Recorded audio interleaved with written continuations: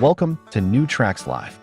New Tracks Live is the weekly meetup of the New Tracks modeling community that provides unique mentoring opportunities to enhance your modeling skills by connecting with talented modelers and manufacturers from around the globe who generously share their knowledge and artistic expertise. Build your confidence, refine modeling techniques, and share your projects with a supportive community of fellow modelers, all while enjoying the world's most rewarding hobby. Join us every Wednesday at 7 p.m. Eastern on Zoom and YouTube for the live meetup. Missed a program? No problem. Individual show segments are uploaded to YouTube for convenient on-demand viewing. Be sure to connect with the New Tracks community by joining the New Tracks Facebook page, where you can interact with other modelers and see what they are modeling. Visit our website at www.newtracksmodeling.com to register to receive Zoom links for the weekly meetup and get more modeling information. And now, here is the host of tonight's New Tracks Live, Phil Edholm. Well, welcome to New Tracks Live for August 26th. I can't believe we're reaching the end of summer. It's kind of frightening, quite frankly. But New Tracks Live is the weekly meetup of the New Tracks community where we get together, share mentoring advice, and discuss how to build better models, look at a lot of great modeling. It's a great opportunity to come together. This is the community that was started by Jim Kello. Been actually active now for over 6 years, and we've got planned to continue that. So I'm going to go ahead and start off by talking a little bit about what our program is going to be this evening. This evening, our program will have 4 elements. We're going to start with our New Tracks Modeling Mentoring Scholarship 2026 Recipient Award. That's going to Connor Proefrock, another great young model railroader. And Hank actually was not able to make it tonight, so Bob Davidson will actually be joining the little interview with Connor. We're then going to go into news and views large scale. Steve's going to talk a little about some Cabees he found in the woods, and then he's going to talk about really what it takes to build a truly large-scale diamond crossing. Then we have the MyBuild with Coarse. That's where the modelers of the New Tracks modeling community come to show what they've been working on, what they've been building. Always an exciting event. And then we're going to close with the first layout tour from the NMRA convention in Chattanooga. Jeff Bailiff, you'll enjoy the video a lot. Before we go on, just a couple of housekeeping notes. As always, we really do need you to be a mentor. Let me know, call me, we'll get you on the program. The way you can do that is just shoot the URL or use the tiny URL and go on and fill out the little form, and we'll get you on the program. We'd really like to get some new folks in talking about their modeling. Come on and talk about, tools you use, how you do techniques, a model you've built, etc. Just a reminder, September 2nd, which is next Wednesday, a week from today, we will not have a formal New Tracks Live meetup. The Zoom only bridge will be there. Pat, I think, will be hosting. I will try to jump on, but I'm going to be at the Narrow Gauge convention next week, as are a number of other folks. So we basically have decided for the NMR and the Narrow Gauge conventions, we would go ahead and not have a formal program and try to run this like we do. So that means there will not be any YouTube streaming next week. You'll be able to watch it later because we'll put it up as actually, I don't know, we probably won't put it up as a playback. We haven't done that in the past, so we won't do it this time. So we're going to now, as our first segment tonight is talking to one of our awardees of the 2026 New Tracks Modeling Mentoring Scholarship. And, this has been a very exciting journey. We started in 2023 awarding a scholarship. We now, as of this year, have awarded $25,000 in scholarships. And they're all done through New Tracks Mentoring, Inc., which is a 501c3 charitable organization as recognized by the IRS. So basically it operates as any other charity, except that we really almost the vast majority of what we've raised goes to funding the scholarship and building that program for the future. This year we had 4 really outstanding young modelers that we were able to recognize with one of those $2,500 scholarships. We heard from Dean Deese and from Brooke Christie, and tonight Connor Proefrock is going to talk to us. And what's really exciting, they're all going to great universities and pursuing great degrees going forward. So, really is a pretty exciting perspective. Uh, One of the things we are doing is we have renamed the scholarship as the New Tracks Jim Kello Memorial Scholarship.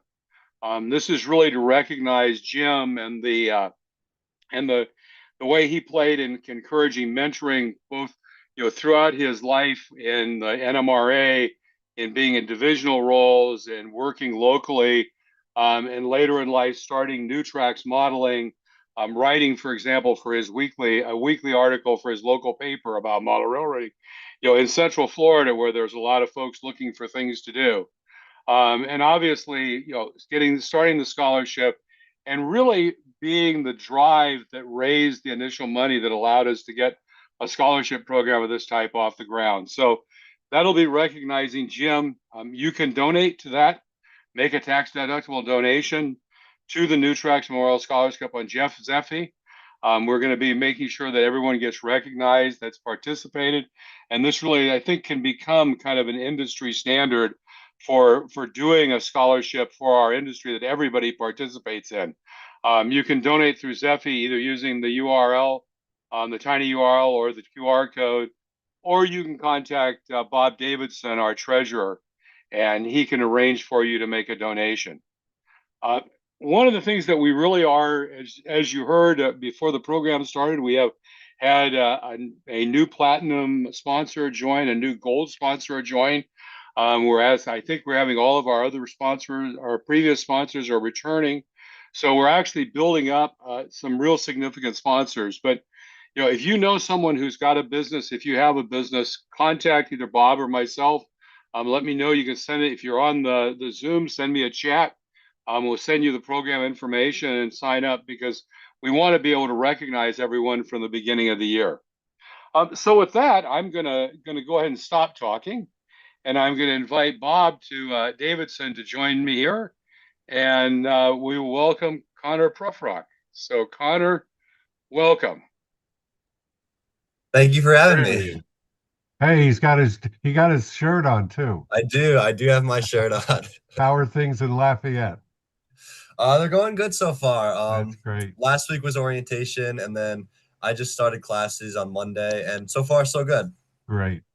So as he said, Connor is a freshman at Purdue University. And why don't you tell everybody what you're studying? I'm studying mechanical engineering. Fantastic. With hopes of doing what? I'm not I'm not entirely sure yet. I might go Not into many of us were when automotive. we started college. Exactly. I might go into automotive. I might do something with windmills, just like mechanical engineering so general. You need one of those everywhere. So I kind of figured I'll figure it out later. That's fantastic. So why don't you, first off, how did you hear about the scholarship? What brought you to us? How did I hear about the scholarship? Well, to take you back to last spring, me and my mom were doing a extensive search of scholarships that fit me that I could apply to because, scholarships are nice. And I think she was actually the one who found this and was like, this is right up your alley.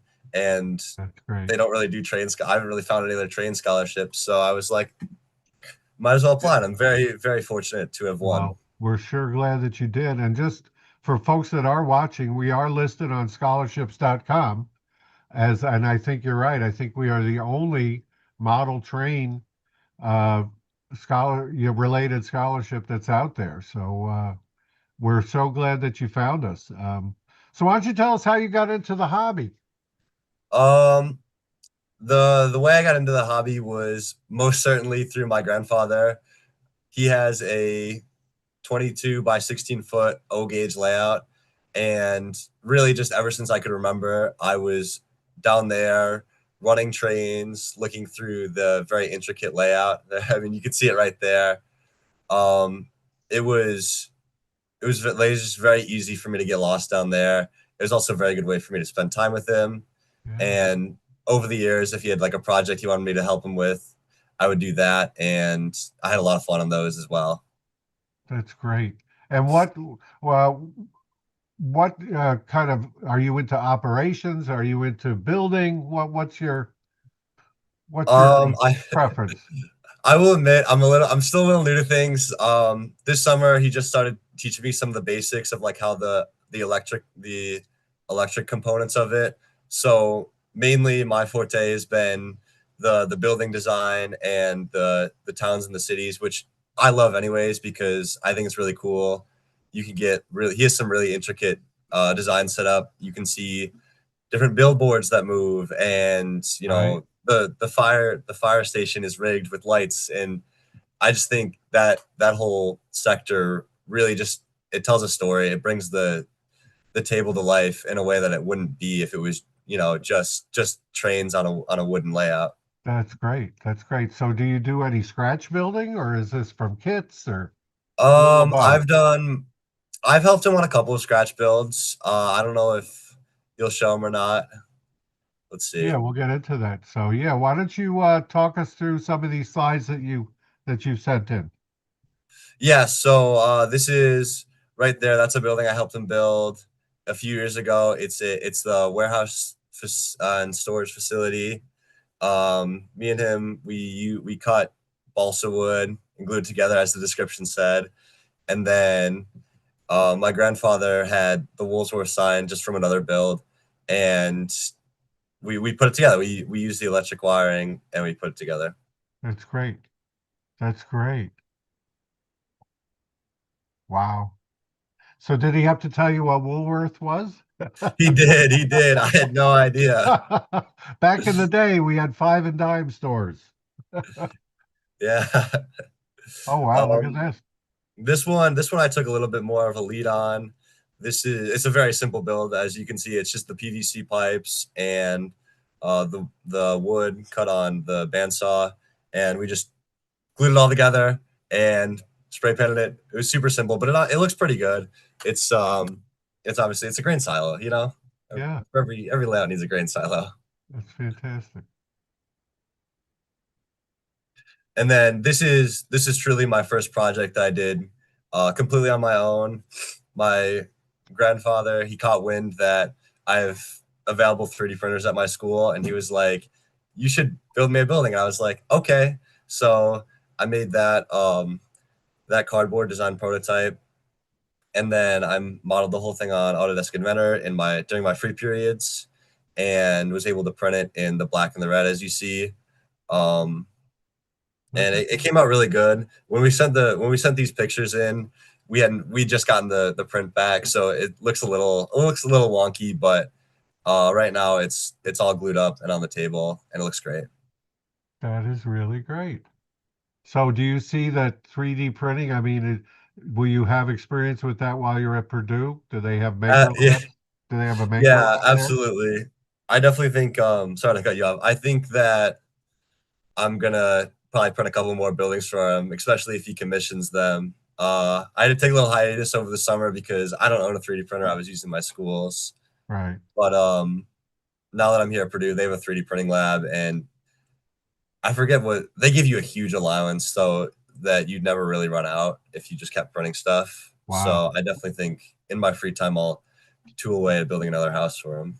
That is great. And look at that control. You have a lot of controls there.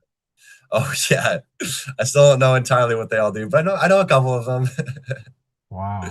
I know a good bit. That's quite, boy, I remember those Lionel transformers. Wow. So how does the scholarship, how has it helped you out in terms of what you're able to do now at school? The scholarship, well, it's helped me to pursue my academic studies. I've always had a desire to, and like a little fire in me to take stuff apart and build it back together and see how it works. And Yeah, as a mechanical engineer at one of the best engineering schools in the that's country, right. I definitely have the chance to do that and get hands on in a way that other schools can't allow.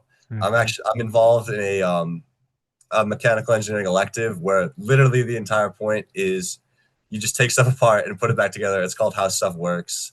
Today we made a solenoid, like we hand made a solenoid using a coil and a nail and battery, and it was cool. I've never done something like that before. So That's cool.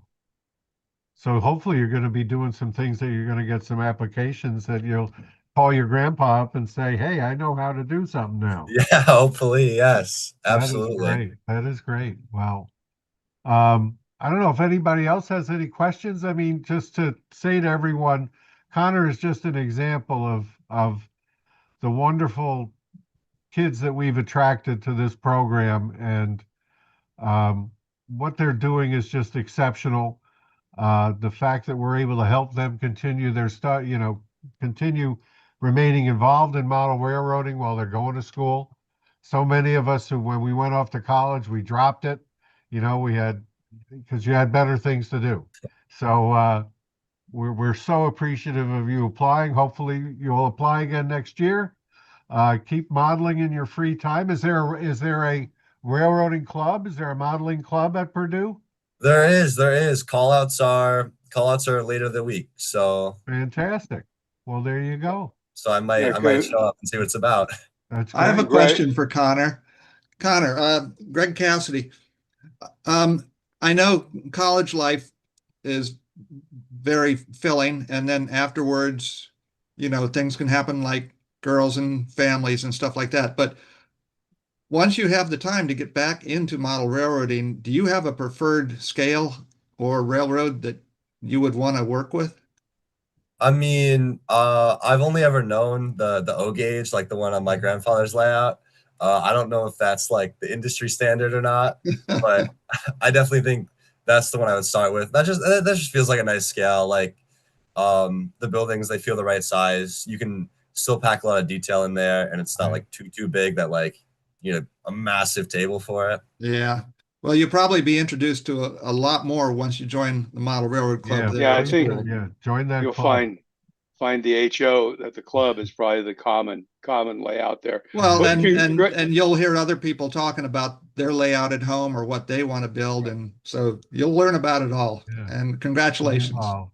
So I think congratulations at two levels. Congratulations on being a recipient, but congratulations on being an engineer. One of the reasons we have the concept of STEAM is it's a great life choice to choose to get a degree in a technology or an arena where it's employable. Mechanical engineering is a great place to go work and a great degree because you can build off it in so many ways. So congratulations on that. And, as you look forward, one of the things that many of us will tell you is we have the regret that we went through a phase where life was basically work and family. And maintaining a hobby and the relationships in a hobby through that time, as I found from the people who did it when I didn't, is a great way to build your future, make good future decisions. So congratulations on your decisions so far, and we'll look forward to hearing from you next year. Yeah, and another thing to make note of, despite what you see on screen right now, not all model railroaders have to have white beards. Yes, this scholarship proves that. So great. Thanks, Greg. Again, congratulations, Connor, and make sure when you're in Lafayette, check out the Triple X Diner and get the peanut butter cheeseburger. I will. I've heard so much about the Triple X Diner and the peanut butter cheeseburger, so I definitely will look into that. All right, keep in touch with us. Let us know how you're doing. Thank you. I certainly will. That's great. Thanks, Bob. Appreciate it. And we're going to go ahead and jump on to our next segment, which is Steve Bittinger. It's some real world stuff to look at that's going to be fun to talk about. But before we do that, we're going to run the New Tracks Facebook, the Facebook ad.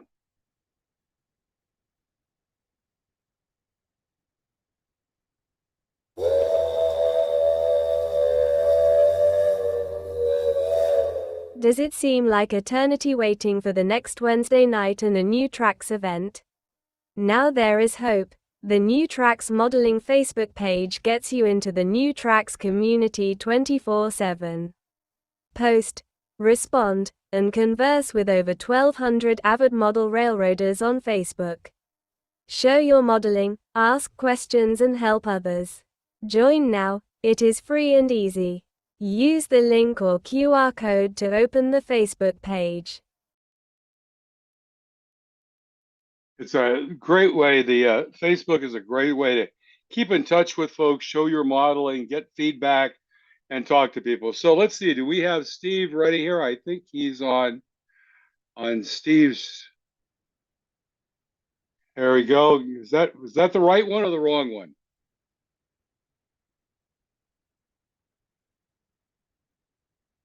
You're muted. You're muted. You have to unmute, guys.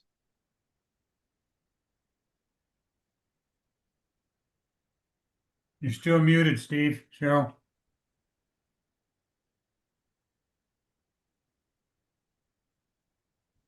I might have to do it for him.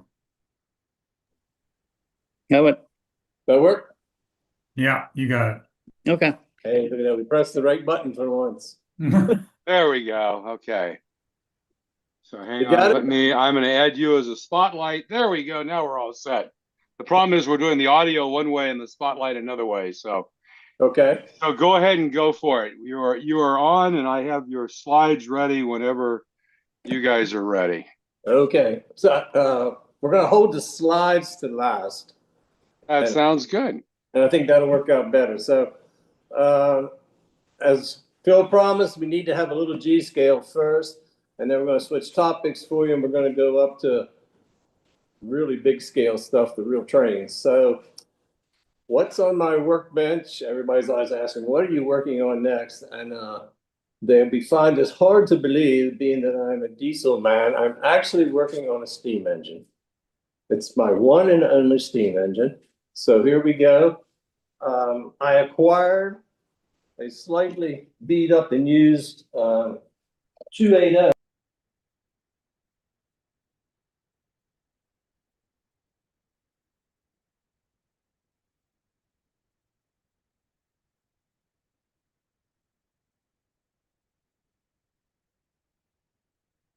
Now you got muted again.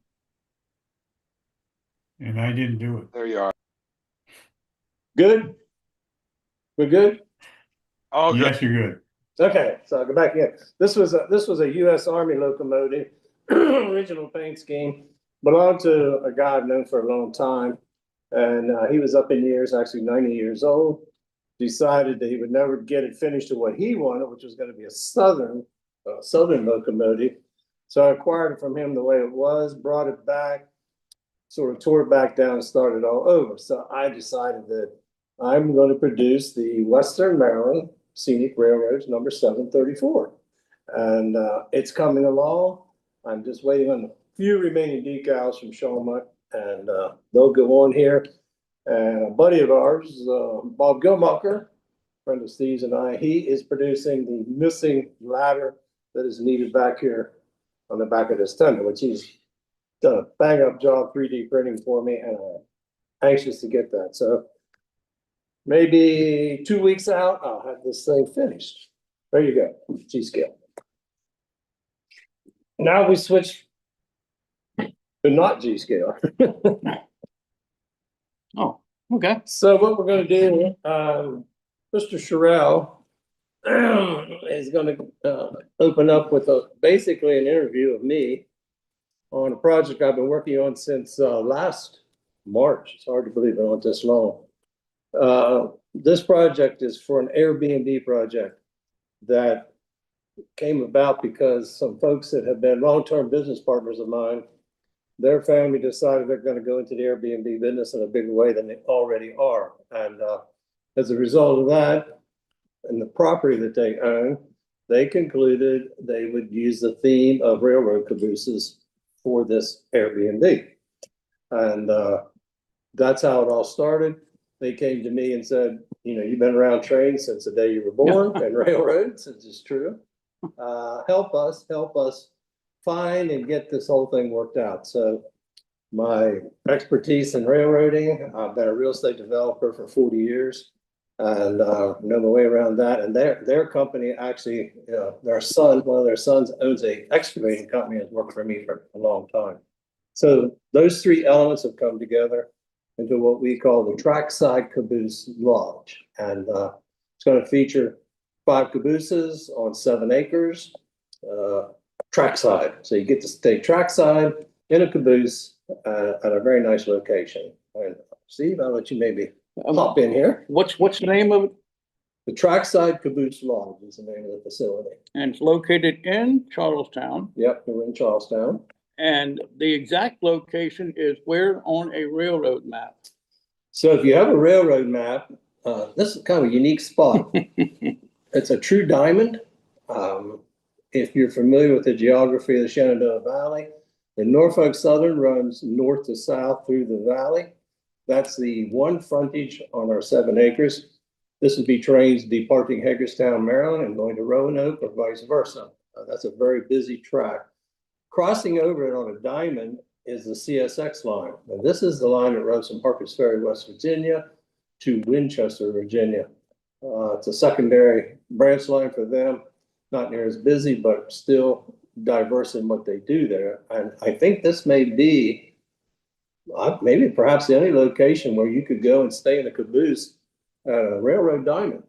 I don't know where that next location would be. So You can't believe how good this location is. If you close your eyes and dreamt about where you want to stand or be able to watch a train, here's where you would be. Now, where Bob Gelmacher is, he's the one in the blue, the small guy.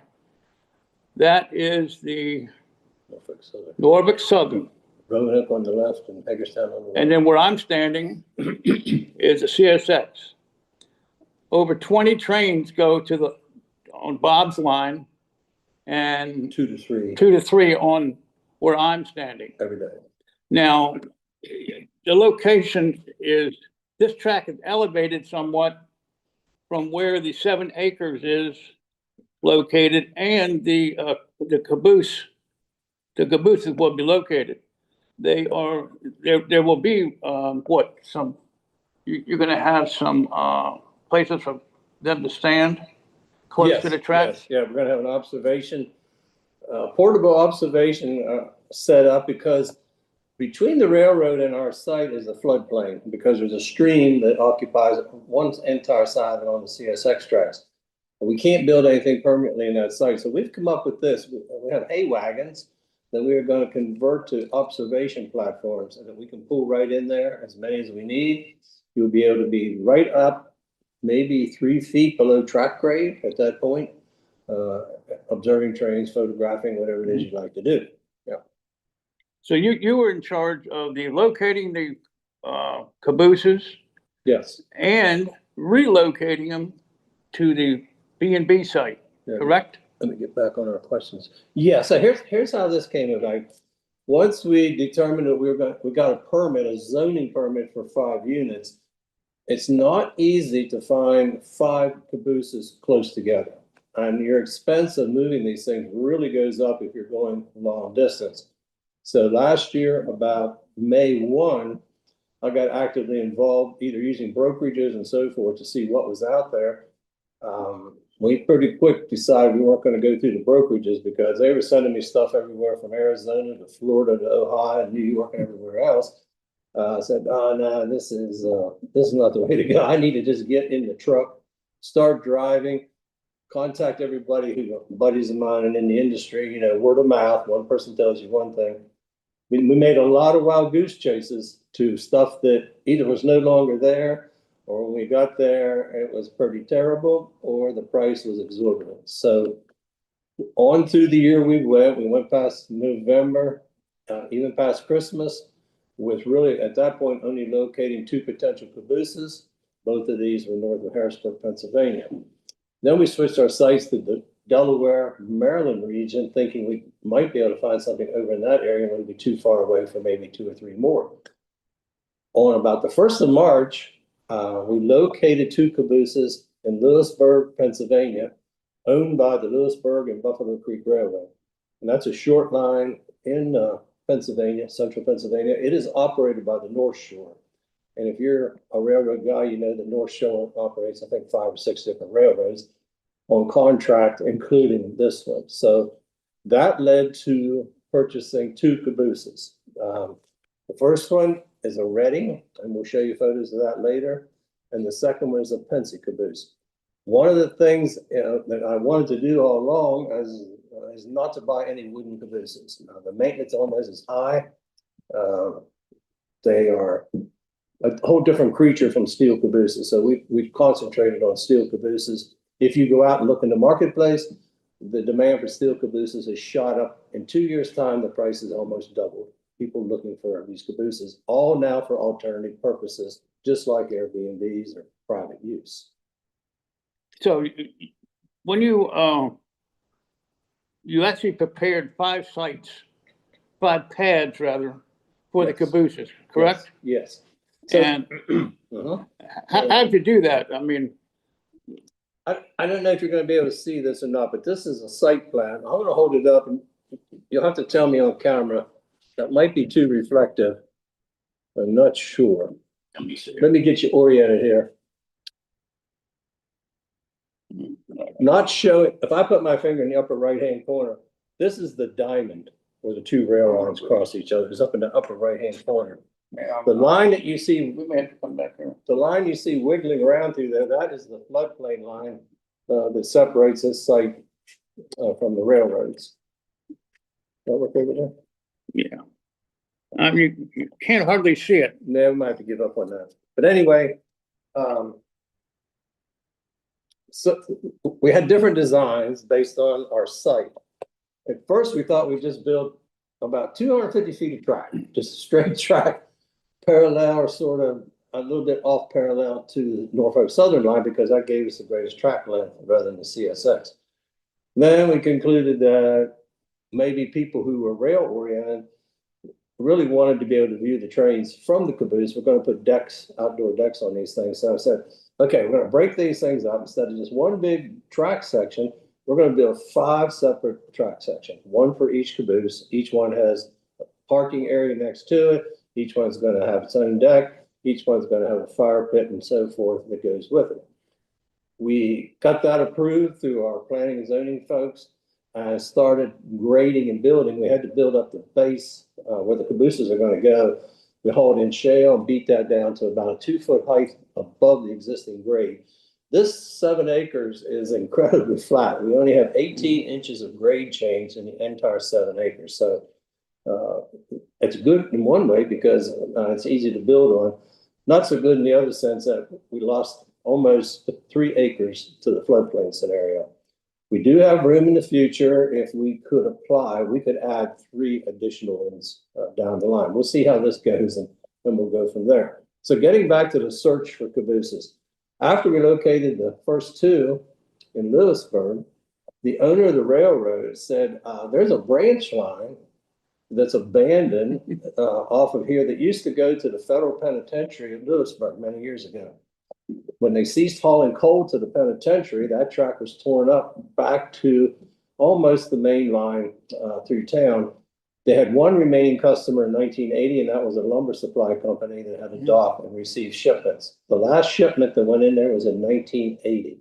However, when the track was in use, a gentleman had purchased 3 cabooses, and the railroad had a flat car. It's a cast iron flat car, which is very unique. It had been setting up at the end of the line. The 3 cabooses were put up there with it 22 years ago. And they sat on that track just like that. Trees grew up around it and over it. There are 8-inch diameter trees growing up through the couplers between the cabooses. It's a real jungle up there. So they had constantly tried to track down the gentleman who owned the cabooses because he was to be leasing the rail line and paying rent. During the 22 years, he paid 0 rent.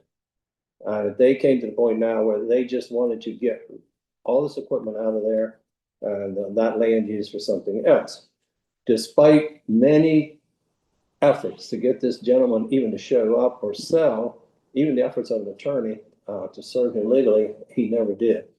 So one day they, out of frustration, said, here you go, here's the guy's phone number and here's his name, see what you can do. So I just started persistently calling the phone number twice a week for every week until one night I'm watching TV, 8 in the evening, my phone rang. And it was the gentleman on the phone. And he said, I understand you've been trying to get a hold of me. And I said, yes, I am. I said, it's about your cabooses. So he finally agreed to meet with us in Northumberland, Pennsylvania, and have lunch. And by 2 o'clock that afternoon, I had bought all 3 cabooses. So that's the story of those. Getting them out of there is another proposition. That's part 2 of this. Next week, we go to Lewisburg on Monday to prep the first 2 cabooses. That involves cutting the steps off of them, removing the generators that are under the frames, and a few other detail items, because we have to get them low enough to meet the height restrictions for hauling on the highway.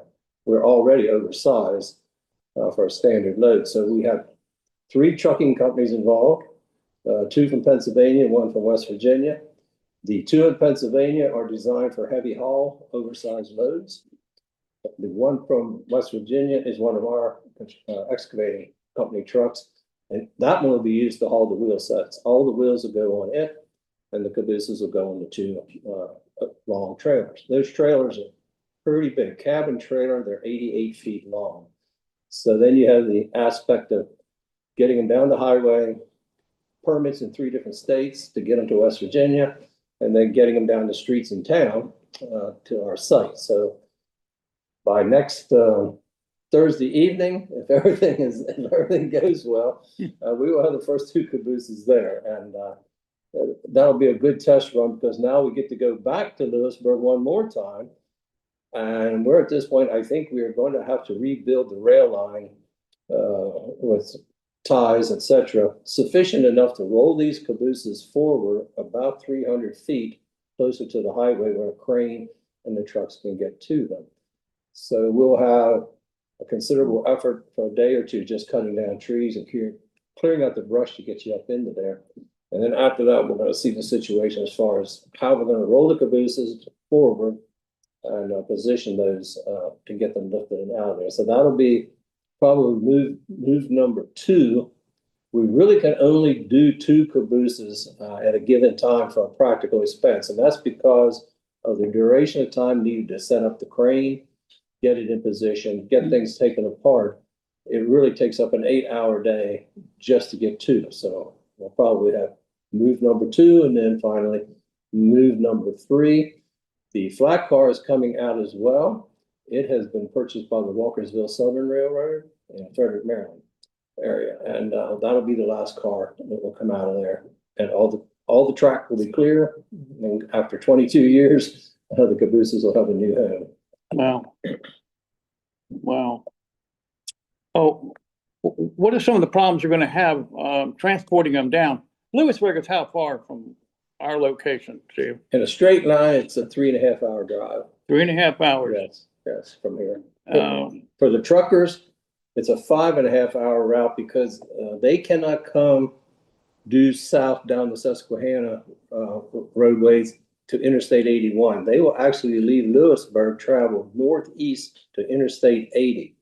They'll travel over to intersects with 81, and then from Interstate 81, they will travel south through Pennsylvania, down through Harrisburg, into eventually into Maryland, past Hagerstown, and then eventually into West Virginia. So you've got one problem, and right here in town, don't you? You're working on that. Yes. Yes, the toughest part of the whole move is the last turn. Right in town, we have a pretty tight restriction due to a utility pole that sits on the right-hand corner and a stone wall on the opposing side of the street. So we've done a test with a smaller tractor trailer, but we basically confirmed that we think we can do it. If worst comes to worst, what we will have to do is get the big truck sort of at an angle, and then use a crane to lift the trailer and the caboose, lift the rear end of the trailer, sort of swing it around, so that he's not trying to make a arcing curve. We just literally pick up the trailer, put it over here, put him back down, and hopefully get him into the site. You know, the other day we were there, we took that picture that you saw earlier, and the train went by, and the engineer gave us the real look over. He had no idea what's going on there. Yeah. And so it was kind of funny. his reaction to seeing the pads, the track pads down there. So last Friday, 2 weeks ago, KW Reese, who is a rail contractor, we hired them to lay the track work. And they came in and day before that stock ties and all the parts and rails you need for laying track. So by about noon time, they were setting the first rail, spiking, and here comes a NS train coming up from Roanoke. And both the guys in the cab are leaning out the window, looking over like, what are these guys doing building this track down in this field, all these different pieces? I'm sure by now the internet must be full of people wondering what the world is going on down there. They've started on this. Wow. Do we have some of the pictures up, do we? Yeah. There's the crew setting up the track. Yeah, this is KW Reese's crew out of Mercersburg, Pennsylvania. They do an awful lot of track work all over the place. They're everywhere. Yeah, they laid these in one day, right? All 5 of these? Yes. We finished 5 minutes before a really severe thunderstorm. Just literally just got the trucks out of there before the big rain. Yeah. And if you look at the photo, it's up there at the moment. There's a white truck all the way in the background. That is setting at the diamond. The row of trees behind, that's the CSX line. And I have a photo I took of, there we go. This is a train headed to Winchester. We'll be going right to left in that photo. Prior to this, you could not have seen that train. That was all covered in vegetation, really densely in. We spent almost a week cutting out vegetation back to the main. And if you look to the right, you can see on the right-hand side of the creek is what it looked like. And then the left is after we cleared it. We have to build a temporary bridge across this creek to get over next to the CSX track so we can clear that. We also intend to trim the lower branches on the trees. There will not be any vegetation hanging below the top line of the trains. Now the roadbed is, well, you can see it's what, 4 steps? So that's what, 32 inches? No, those are 2 foot tall concrete blocks. 2 foot, okay. That's the roadbed is 9 feet above the grass level. It's 9 feet up that embankment. So I hope they do the underframe. This is the very first caboose we bought. This is a Delta Place station on the Lewisburg and Buffalo Creek Railroad. This previously was a tourist operation, and the gentleman who owned it, Mr. Sanders, he unexpectedly had a heart attack and died. And they ceased to operate their tourist train quite a few years ago now. They had a GP 9 or 7 they donated to the Pennsylvania Railroad Museum. And at one time, there were actually 8 cabooses sitting where you see this one. This is the last one. It's there. You can see the lamps on the walking platform. This is where people boarded the train, and the building in the background is the ticket office and gift shop. I told Steve we need to get those lamps. I'm working on getting those lamps. I think That's true. that'd be a real nice detail for your setup down there. While we were there, this is at the second location. This is an interesting car. Some of you may know what this is. This is a rebuild of an outside wood metal brace boxcar that was in the maintenance of way train, and they have recycled the porthole windows and put those into this car. There is a second one just like this at the Historical Society up the tracks in White Deer, Pennsylvania. They have one as well. This is our second caboose, and here you can see what Lenny's one of the truck operators. He has a special device he's holding up there. What he's doing is measuring from the bed of the truck to the top of the cupola and the railings on top, so we know what clearance we need once we've taken certain items out from underneath. Interesting thing, if we have overhead wires, we denoted there's some cable TV wires across the roadway that's kind of slung low.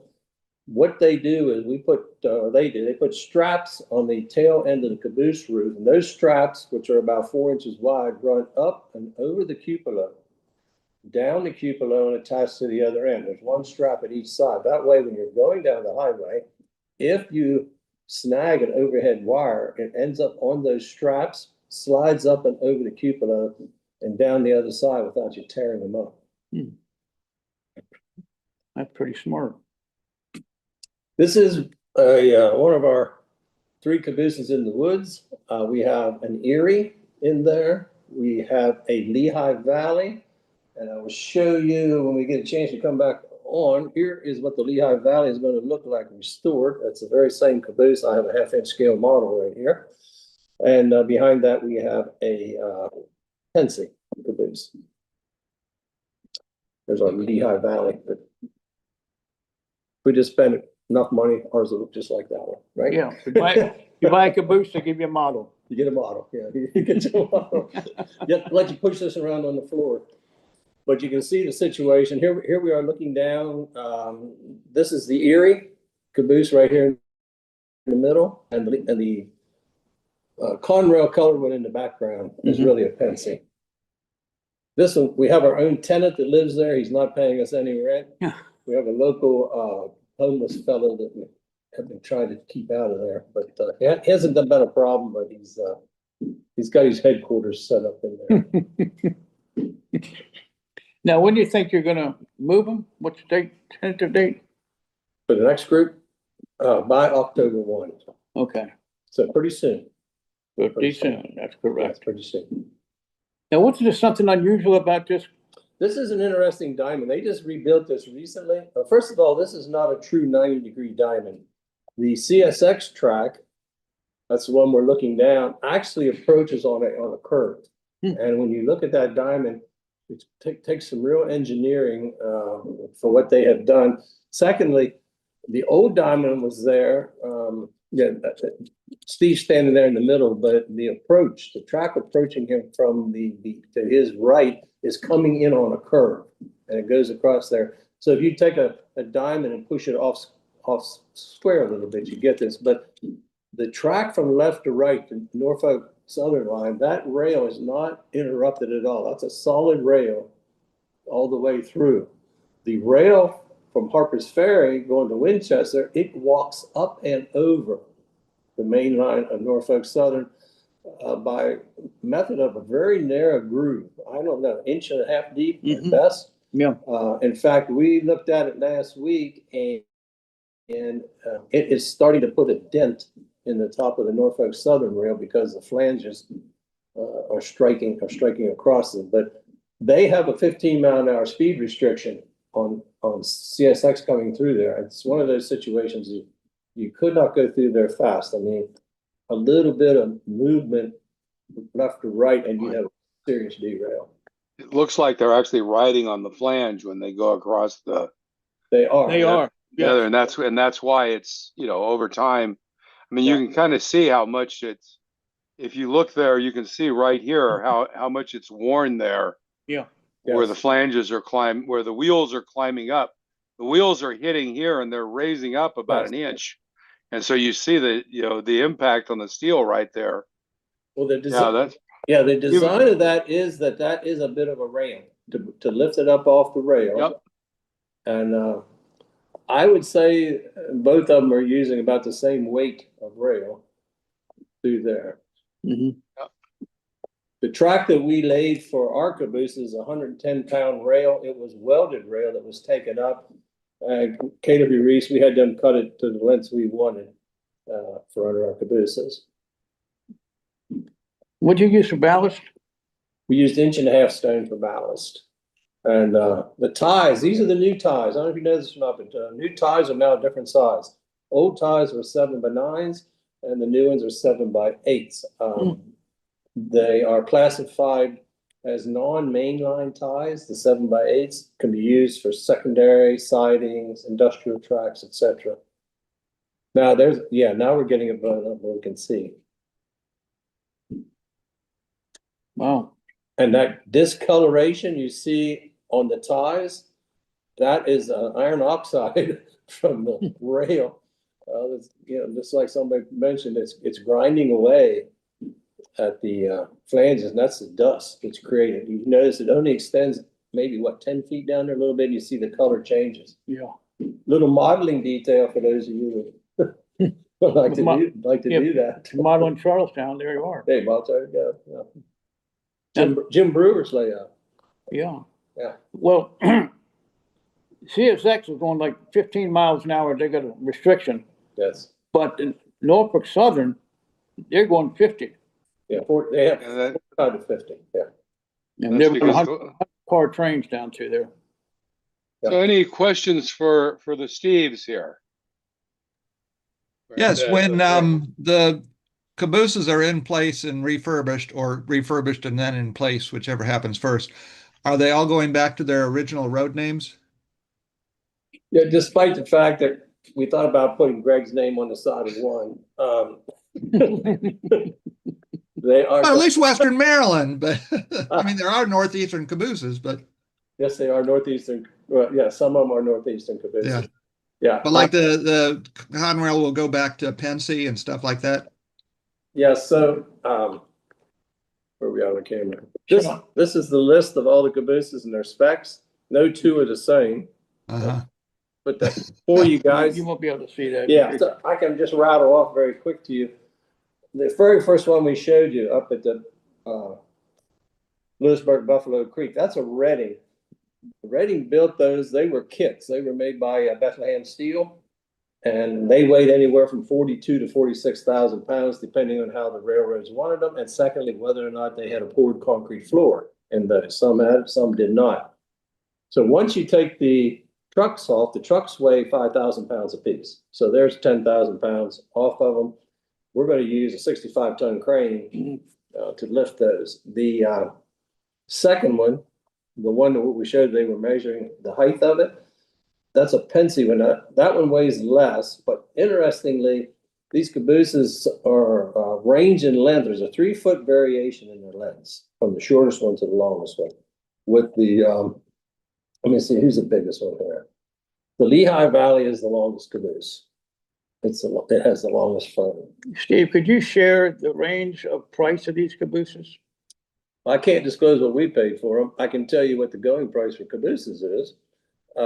If you go to Ozark Rail Cars and you sign up with them, it's no big deal. Just put your email in there at Ozark or Sterling Rail, either one of those, and take a look. Recently, the last ones they sent me, effective last week, the least expensive caboose was about 13,000. The most expensive one about 85,000. And the reason that varies is some of them have been restored or something done to them. Really, I had a chance to buy as many as 14 of them at a Pennsylvania location. Unfortunately, 4 of those had already been redone over sort of apartment style, and we would have to gut everything out of those and just start over. So our preference here for this, Heritage Rail Partners is the company that I'm working for.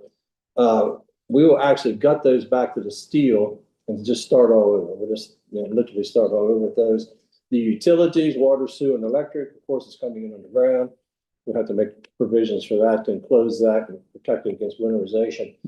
Then, once you get to that step, you're really just further ahead to have a minimal shell. I don't know if you noticed on that first caboose at Reading, almost all the sills on non-restored cabooses are rusted out.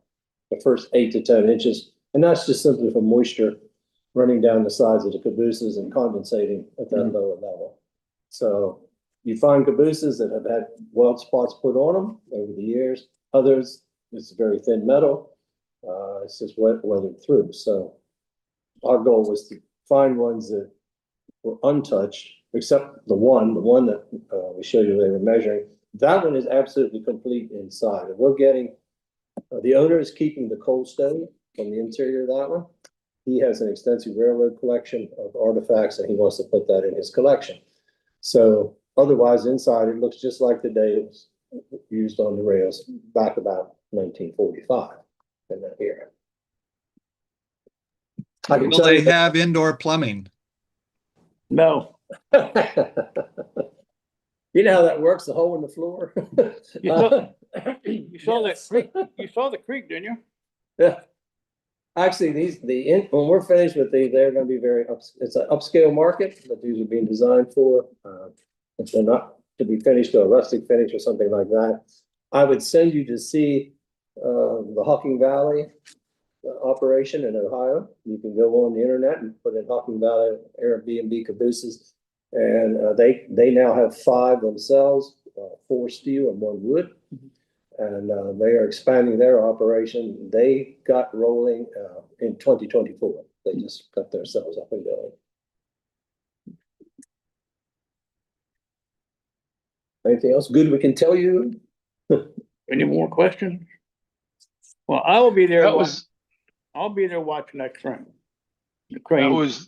that was great, guys. That was exciting project, fun to hear about, and very interesting crossing where you actually modify the crossing to reflect the demand levels of the 2 railroads. I've seen the ones where the industrial ones have like a little drawbridge that goes over.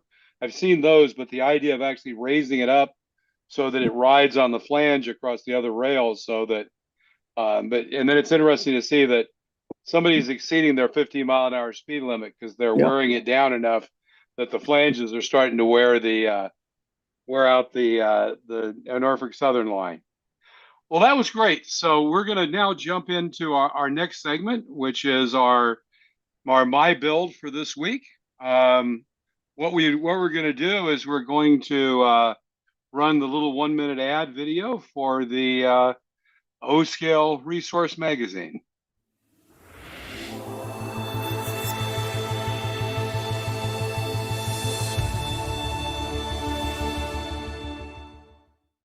Welcome to the world of scale, O&S railroading.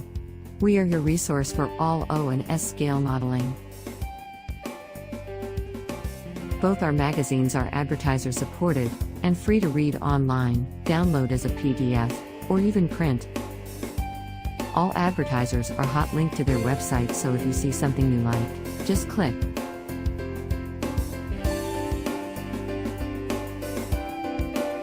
Please check out our websites for the current issues. All back issues available free for the O-Scale Resource and the S-Scale Resource magazines. And, if you are a manufacturer, distributor, or retail establishment, please contact us through our website for advertising opportunities. So that was, it's great. Dan Dougherty, who runs the O-Scale Resource, has been a long supporter of the of New Tracks. We publishes the MyBuild pictures in the O-Scale Resource magazine, an online magazine. He also hosts our website, which actually is one thing that if you have any website experience, we use WordPress and would like to get involved in helping us manage the website, we're actually going to begin to move to having an NTMI website, a New Tracks modeling website, and a scholarship website, so that they're actually 3 separate entities that work together. Would love to get some other folks involved in putting those together. So with that, I'm going to introduce Chris Coarse. Chris is going to do the honors with the MyBuild this evening. So Chris, go ahead and take it away. I will throw it to you. All right, thanks, Phil. Let's see here. I'm trying to do 2 different things at once. All right. Tonight's MyBuild is a free-for-all. And hold on just 1 second. I need to pull something up real quick here. We had somebody that's not able to make it, and I need to get his info up. I meant to get that earlier. But where is that? All right. Anyway, we'll move ahead. All right. First up, we're going to start with Phil tonight. You ready, Phil? I will unmute and make myself ready. Okay. Are you, did I share screen? You have not shared yet. I guess I did not. I apologize. That's okay. All right. So we are going to share.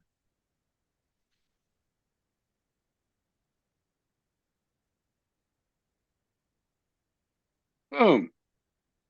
There we go. Full screen. There we go. All right. Try this again. All right. Welcome to MyBuild for tonight. It is a free-for-all. And then we'll go to Phil first. Ready, Phil? Go for it. This is I'll be quick tonight. All right.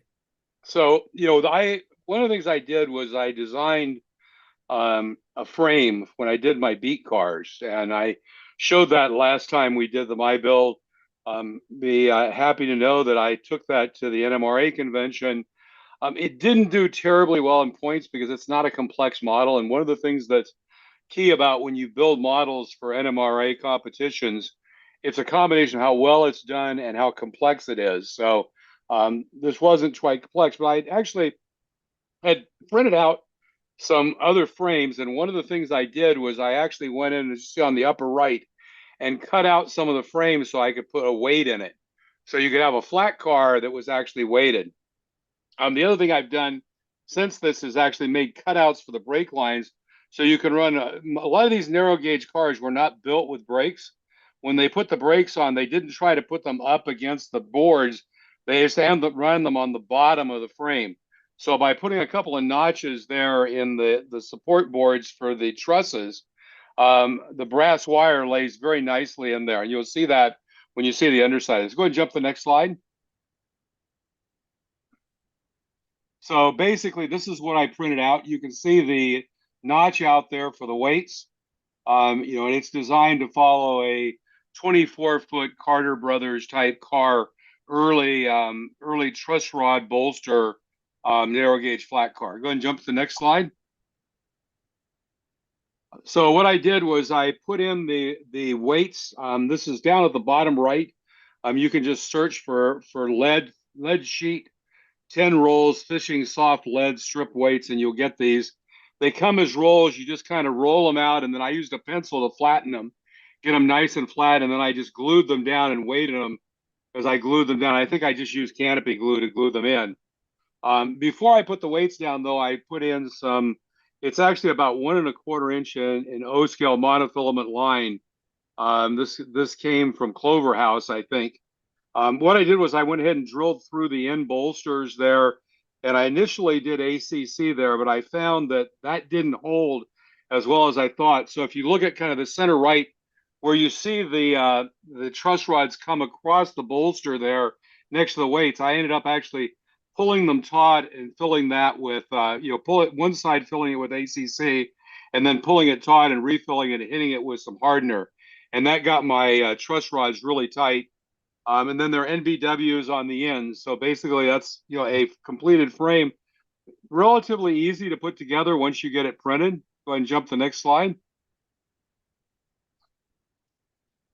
So after washing, these were painted with Rust-Oleum, the red primer. I find that's a reasonably good boxcar color. It's a flat primer.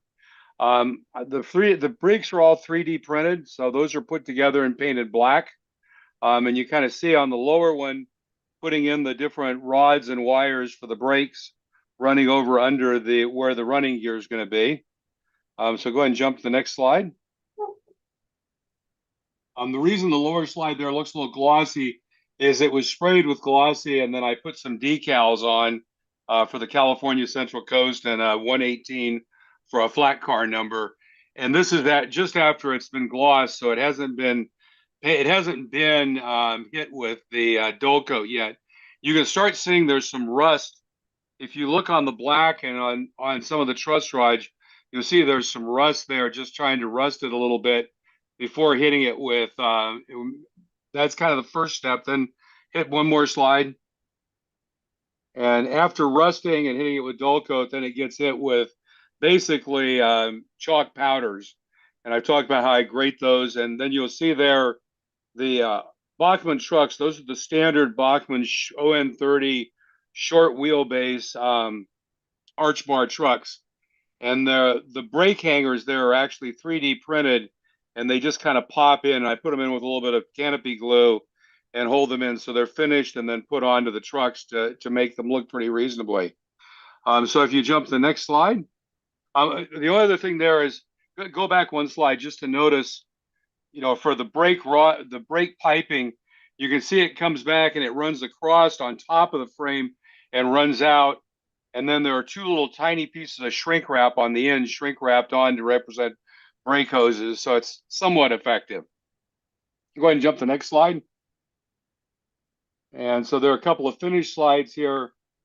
I have a friend who is going to 3D print me on his resin printer the brake ratchets that go on the deck. I thought that looked a little naked. So actually, hopefully that'll be on this by the time I'll probably take this to the narrow gauge convention too and put it with the other one. So go ahead and jump to the next slide. So, it's not a bad looking car for basically a 3D filament printed 3D effort with some NBWs and something you can replicate and make a number of if you need to for a fleet. Go ahead and jump to the next slide. And I think that's the last one. Nope. Oh, there's one more. But it But looks wait, there's more. pretty reasonable for a a homemade but repeatable design. Okay, that is it. Okay. Cool. All right. Awesome. Awesome stuff there, Phil. Are there any questions for Phil? Yeah, I have a question. Did you weigh these cars? How much weight was the lead? So I've been weighting most of my cars to 2 ounces. Uh-huh. These are about right at an ounce. This one is. The design I've actually changed and made it so I can put in 2 layers of the lead, and that'll get it up closer to 2 ounces. Yeah. So I've been putting in the box cars. I've done a whole bunch of, I think I showed a few pictures of the Bachmann box cars. We're basically just repainting them, decaling them, weathering them, making them look nice, but no real heavy duty detailing. And all of those, I've been adding 2 half-inch, those round, those kind of oblong fishing weights that are ½ ounce each. I've been adding 4 of those, 2 on either end to those. So this is not quite as heavy, but it's probably reasonable to use weight-wise. Cool. So, is there a reason that you're using monofilament over just taking some brass rod for your truss rods? I found the brass rod just didn't bend that well. I thought the monofilament might bend better. Okay. Getting the brass to sit right, it didn't sit right as well as I liked for me getting through there. I will probably try it on the next one with what with going all the way through and see if I can, get it through and make it work well. Yeah. I think for me, the key that I hadn't figured out before was, after you put the truss rod in, you glue it on the top of the bolster on one side, and then use a pair of pliers on the other side of the bolster on the other side to pull it taut and then glue it again on the top of the bolster. So you don't try to hold the weight of the pull with the ends. But even that, getting the problem with the brass rod, it's got to get bent at just the right place to make it work, where the monofilament just kind of bends where it has pressure on it. Okay, I got it. Hey, So- Phil? Yeah. Did you not get your AP for that? Well, I got the points for it. I got it. It got a merit award. Oh, that's It received for the ore car. It received a merit award. Okay. And also, I'm not a talk about stuff, but they gave me the Iwata, the Iwata airbrush company. They do basically an industry, a manufacturer's award. So they have the most realistic rolling stock. So I actually got the most realistic rolling stock award for it, and it looks good and for You again, did a for good job. For something that's totally scratch built, it's not bad. This is a lot simpler car. But it's still for something that you're actually building that way, looks pretty good. I mean, the stake pockets, when you look at it here, they're probably the grossest thing. I probably could use commercial stake pockets and it would look a little better. But between us, they're actually probably more secure being 3D printed like this. Yeah. So you did a nice job. Put a load on it, and you probably get another AP for it. there you go. The load comes next. Yep. Well, I'm probably gonna use the same flat car to do a weed burner. Yeah. The Paro Valley had a very interesting weed burner that basically had pipes sticking out in front of it with jets that sprayed gasoline up where I can tell. So Okay. Good job. anyway, back to you, Chris. Thanks. All right. Any more questions for Phil? I was just wondering what the scale length of that car is. It's 24 feet. 24. Okay. Yep. Cool. Nice And if, car. if anybody wants it, contact me and you can have the STL. Hmm. So, and you can have the FreeCAD file if you do designs in FreeCAD. Nice car. Thank Yeah, you. very cool. All right. Thanks, Phil. And now we shall move on to Martin. You up, Martin? Yep, I'm right here. All righty.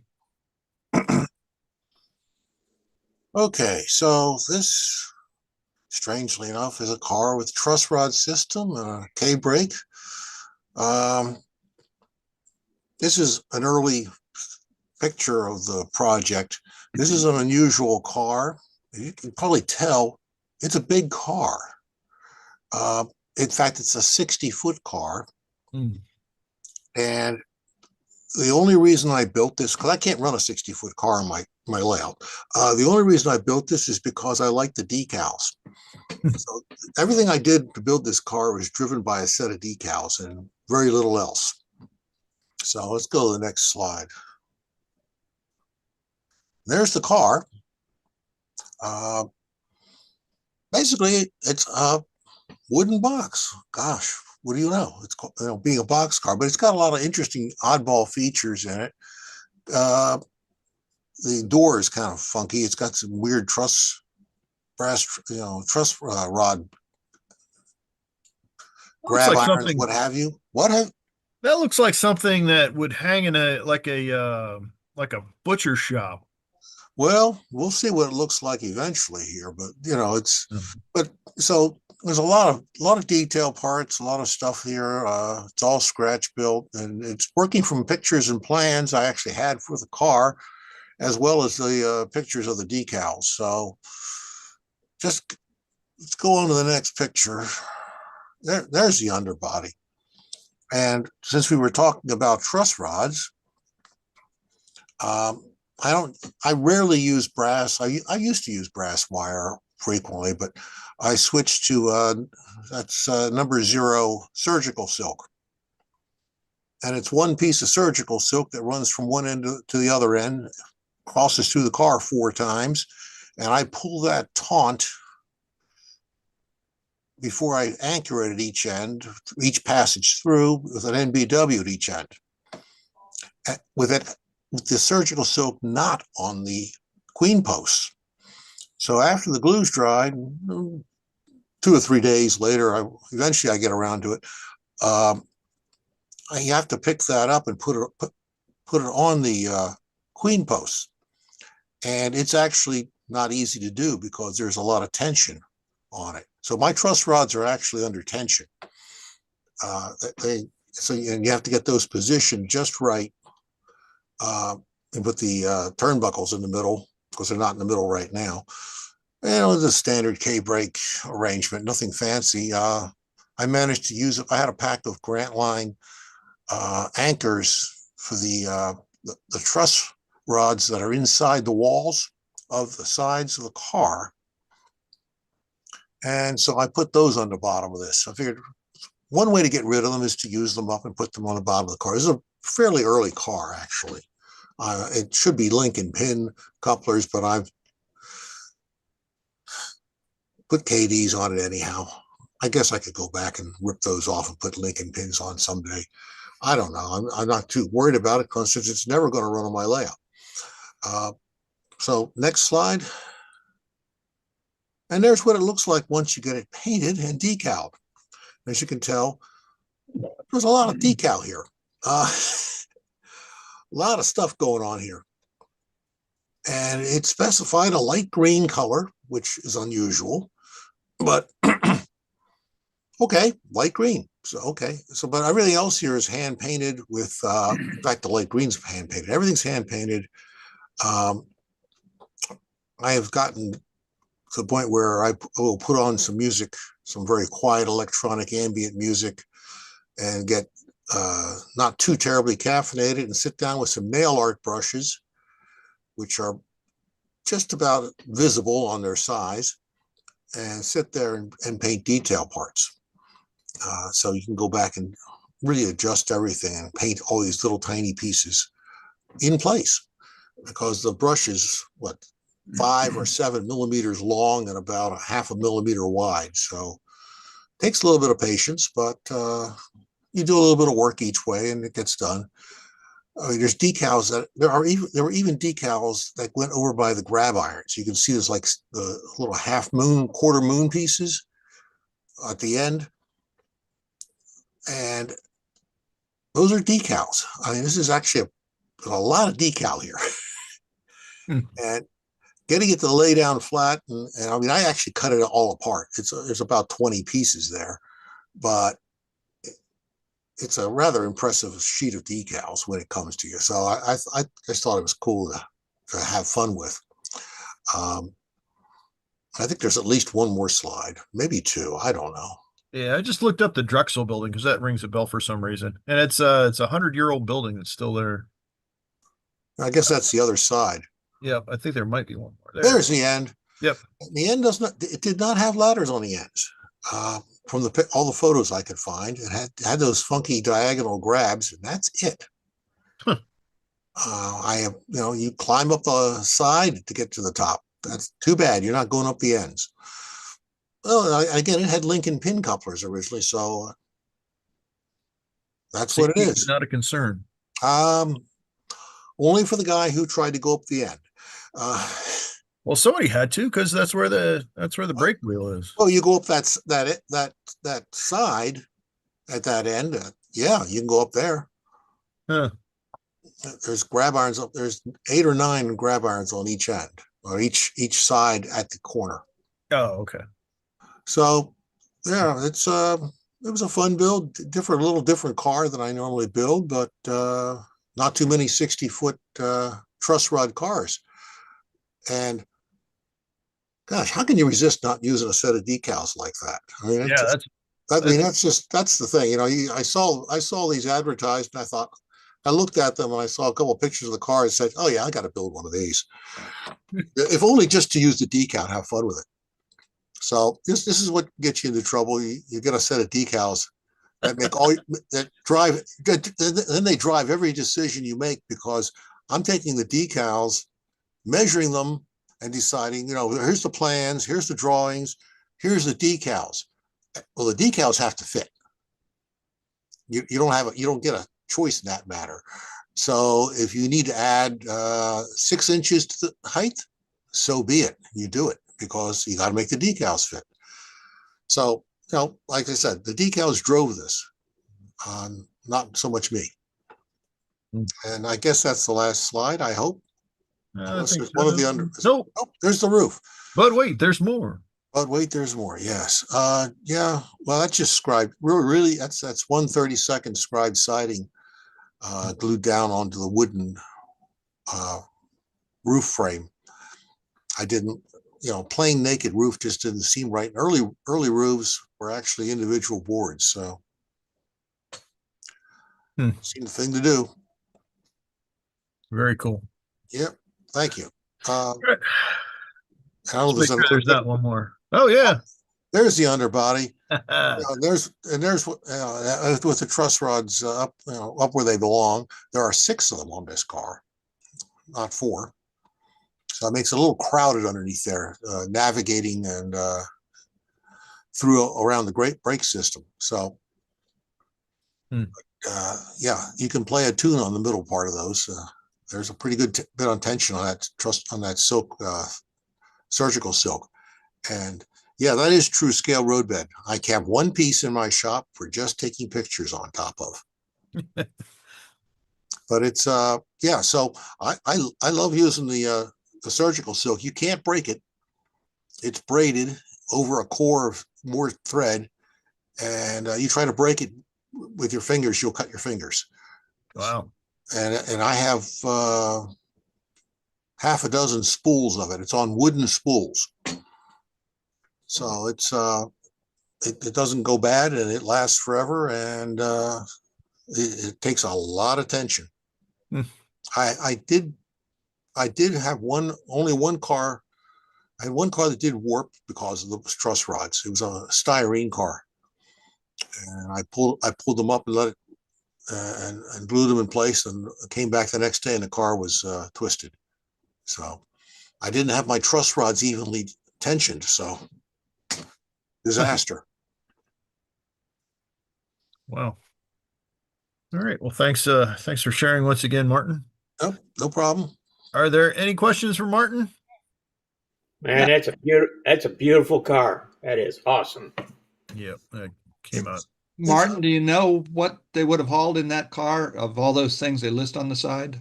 I would think all those things they list on the side. All in the same car, probably. Well, who knows? You know, Yeah. Well, it says Tell you- cellulose for all that stuff. So it's like they manufactured all kinds of stuff, but it looks like a fair chunk of it looked like But it's flammable and explosive. but it's also fairly lightweight, right? Cellulose, that stuff would be fairly lightweight. Yeah. So that's why it was such a big car, because they were carrying stuff that was relatively lightweight, it would seem like. Martin, The other thing they use these cars for was furniture. Martin, Yeah. it's Pat here. Yeah, Pat. Where did you get that? Who manufactured that deco? Oh, it's K4. K4. K4 decals. Wow. He's got quite a selection of early freight car decals. Wow. That you don't normally, a lot of really interesting oddball stuff, and some of it's really cool to play with. I seriously miss Clover House, but K4's coming to slowly replace some unusual things. He's putting out some interesting oddball stuff, so that appeals to me immediately. So that looks great. Yeah, they came out really nice considering how big some of them. I did cut these up. I wasn't going to try and put an entire sheet on one side of the car. That's just asking for a disaster. But even then, the top two lines, Marsden Company, manufacturers of, very tricky. That's one piece. Yeah. And the cellulose for battleships, and that's another piece. About every two lines was a single piece, and then the A20, and keeping them straight too. Yeah, well, they got to get them straight. That's right.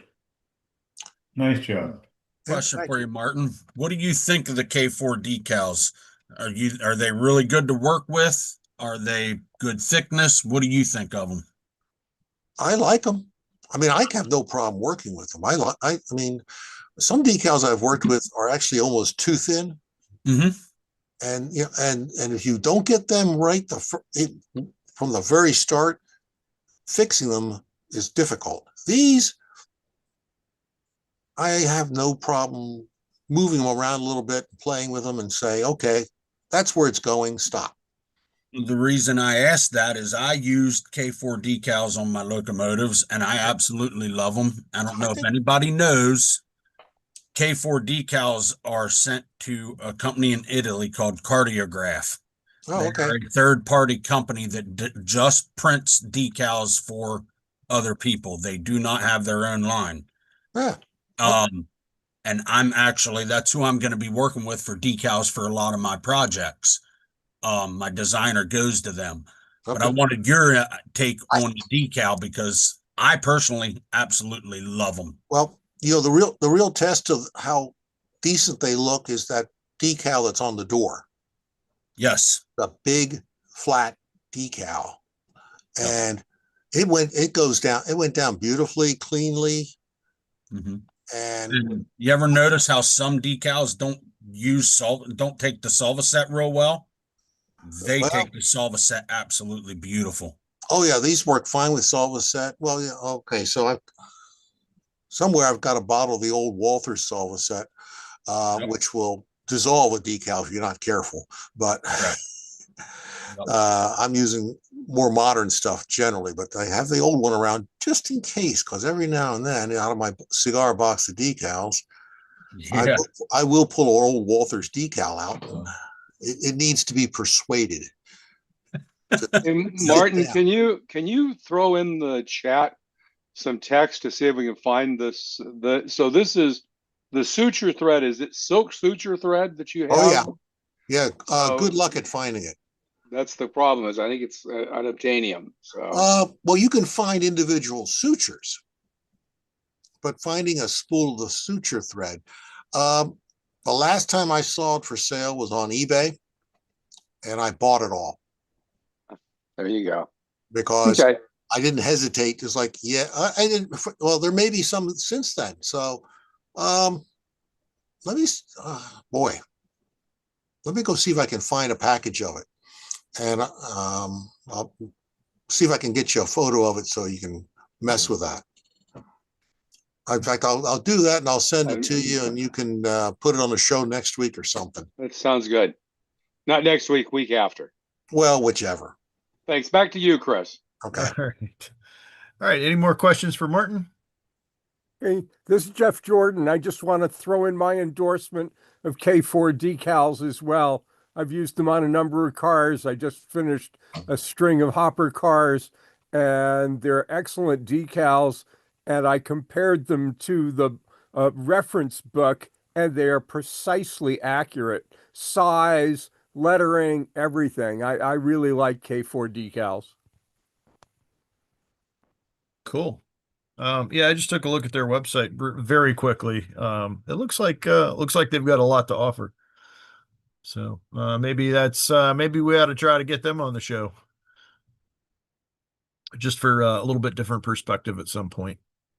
All right. So thank you, Martin. And now we'll move on to Greg. Hi, Chris. Hello, hello. Okay, this is a structure build, and I must have picked up this kit, I don't know, 2018, 2019, and it was just because the photo on the box really intrigued me. And I said, I want to build something that looks like that. Since I got this, I built 2 other structures that are similar, but I finally got around to working on this one. And it's the first and probably won't be the last Casey's Workshop kit that I've worked on. Next. So here's what comes in the kit. One of the things he mentions is he provided 3 different roofing materials because with the main building, the side structure, and the back structure, you can use 3 different roofing. And he thought people should learn how to work with different roofings. Even the main structure, he had 2 cardboard roofs. You could either use the one that is a standing seam roof where you would glue on your own strip wood, or the one that looks like it would be a regular board roofing that was underneath asphalt paper that's peeling away. And that's the one that shows a bit of laser etching in it. What wasn't in the kit was a lot of the other stuff you have to build. And I kind of went through it and said, okay, everything I need is here. All of the stuff that isn't here, I can go ahead and build. So that's what I did. Next.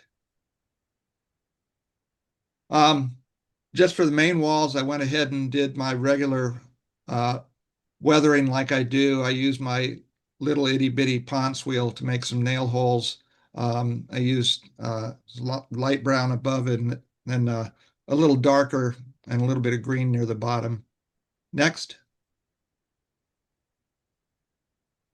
But on the front, since it was a false front, I wanted it to look like at some point the owner had tried to keep a little better condition of the front wall than the sides, just because it was board and batten, and probably that was what he cared about. And I used one of the new Mud Creek model stains on that, which in a couple of their colors, they're lighter than a lot of stains we're used to, like Hunterline or Vitero. And it was nice because it allowed me to build up to the depth of stain that I wanted. Next.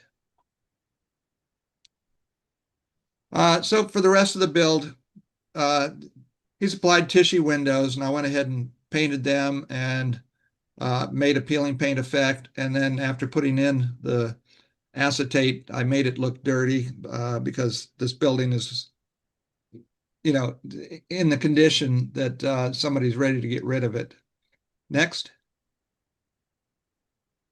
Now, these are a couple of the areas where there really wasn't anything supplied, but just based on the picture and what I wanted it to look like, I went ahead and built a front porch and a side porch, and then the overhangs for both of these I ended up building as well.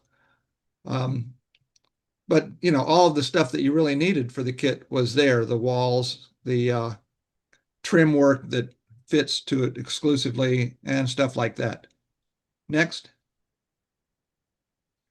And I used the construction paper that came in the kit for rolled roofing and went ahead and weathered it and then put it over the cardboard that had the etching after coloring it. And I really like the way it came out. And this is something that you can do on any type of roofing, whether you do it yourself out of wood or cardboard or anything. I had played with it once before and it hadn't really come out looking really good, but going by what he's done in the etching of these pieces of cardboard, I know now what I would strive for if I was going to do it on my own. Next. Yeah, this is the slide that really impresses me with the exposed wood. I thought that was a piece of like 1/32 or something, but that's actually chipboard. Yeah, it's just cardboard. So how did you get the wormholes on that? That's what's laser etched into it. Oh. Yeah.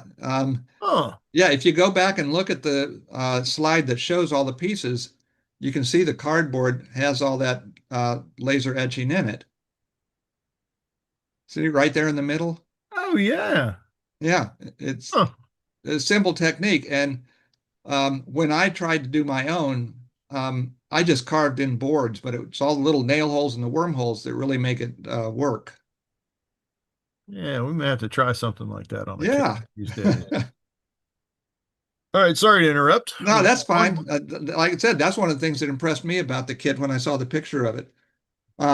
So this is it once it's put together. I made a little base for it as well because I wanted the back of the building to be elevated more than the front. I don't know why. That was my idea of what the building should look like. So the canopies or the awnings over the porches, I went ahead and built those. And then for the supports that are holding up the front overhang, I used some of that copper wire, and there's a picture at the end that I'll show you how that plays into this. The rest of the stuff is just Martin Wellberg products and weathering stuff like that. Next slide. Yeah, I'm gonna have to look for those flowers. Those are nice. And this is one of the back corners. The piers that I'm using are from Monster Model Works. I like his brickwork. He has an etching process that makes the brick look really worn. And one of the things I tried on this, since I was using cardboard roofing, it was really easy to cut a very, very shallow concave in where the peak comes together. And so when I put those two together and glued them together, it gave me a little bit of a sag in the roof, which is what I was after. And I wasn't sure if it was going to work, but it worked. And I liked how that came out. Next slide. And this is the other side of it. A number of details from various manufacturers. I wasn't sure what that little side building was for, but I thought if I put a smokestack and a really big vent on it, then there's probably something going on in there that OSHA wouldn't be happy about. And just some little details here and there, and you can see a little bit of the other side of the roofing that also has some of the tar paper worn away. Next. And this shows the front of it. And I figured, if it looks this bad, instead of putting a closed sign on it and putting boards across the windows like I did with another general store that I built, I've put a for sale sign on this, and maybe the owner died and the family's trying to get rid of it, but they don't really want to put any money into it. So it's probably not going for very much. Next. And then this is the latch side. There's a lot of details that are buried in those weeds. I really do like using Martin Welberg products. I use them on almost anything that I build if I'm going to have any landscaping. And they're fun to work with. And then all the leaves and stuff on the roofs, it's the same kind of stuff that we've talked about here before, where you grind up some dried leaves in your backyard and just sprinkle them on. And then I just douse them with a bit of alcohol, and that holds them in place without having to use any glue or anything. Now, if you look at those wires that are holding on the awning, I think the next slide will show what I'm talking about. Yep. Yeah, I have 8 tubes of that tissue wiring, and anytime I want to use it, I have to get out at least 3 or 4 tubes to see which size is the size I want to use. And that means opening each one, pulling out a piece, saying, oh, that's too big or that's too small. I finally decided, if I take a couple pieces of scribe siding and stick one of each of my pieces in there and glue it together, then I'll have something that I can look at every time I need to use some of this bronze wire, and I'll know which one to pull out. I won't have to open 3 or 4 of them to find the one I want to use. I don't know why I didn't make this years ago. But take that as a lesson. You don't have to open up every tube you have. Just get a sample of each one and put it somewhere. So that's the end of it. That was a fun kit to build. Yeah, it looks like the one that was a build along a few years ago. Yes. I forget who. I want to say the guys from St. Louis. Blair Line. Yes. Uh-huh. Yep, that was fantastic work as usual, Greg. It was fun. Are there any questions for Greg? Great job, Greg. Thank you. All right. Okay, I guess we'll move on next. David Landels. So I don't know that he's up, so I can talk about his stuff. David, if you're up, speak up. If not, I'll speak on your behalf. All right. So basically, he's been working on a lot of structures. Says this yellow building here is a hotel that was built in the early 1900s, and it's famous for its double-decker outhouse on the back. This stuff is, let's see here. As we move on, I believe he's talked about that grain elevator before.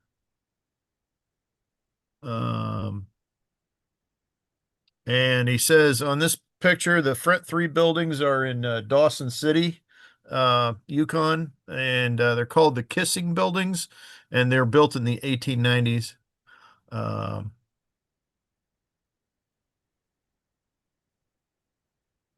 then I believe this is, I want to say this is N scale. So we'll go through a few more of his slides. Said that these photos here are his grain elevator and buildings that are on the farm. I believe this is the 2-story outhouse. And wait a minute. I guess those are more of his farm. Yeah, I guess that is a 2-story outhouse. Okay, ladies will use the upper level so they can walk out the back across the catwalk, not have to actually go down onto the ground. So that's the deal with this little structure here. Typical humor that you'd expect. All right. And then there it is. There is that building in Dawson City, the hotel with the outhouse in the back.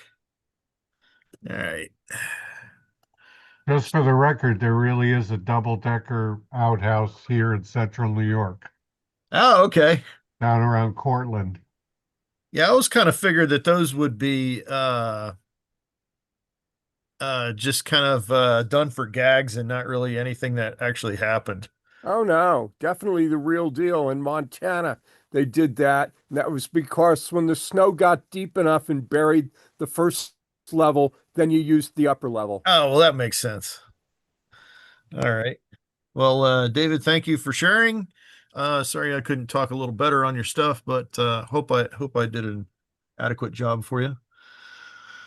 All right. So next up we have Craig Veach. You up, Craig? Yep, I am. All righty. Well, let's get started here. Thanks, Chris. There's a couple of simple little bridges that I've made for my neighbour. He's building an extensive operations-focused layout. So most of his work is going into track work, wiring, Wi-Fi for his DCC operations, etc.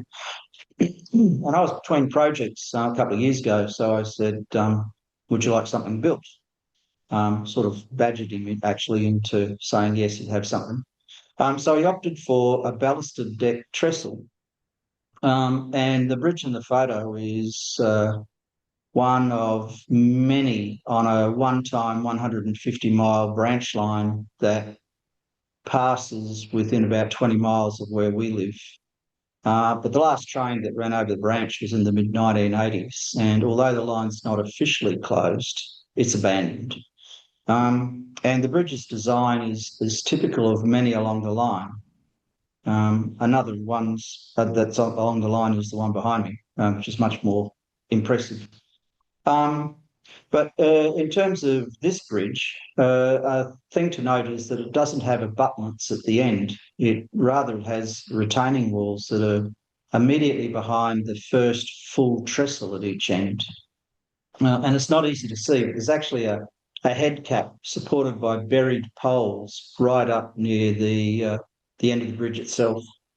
And they're on extended corbels between that head cap and the first of the trestles. I should say New South Wales Railways calls what others call bents, trestles. I had a New South Wales Railway engineer give me a long explanation on bridge terminology just after I'd built this. Next slide, thanks, Chris.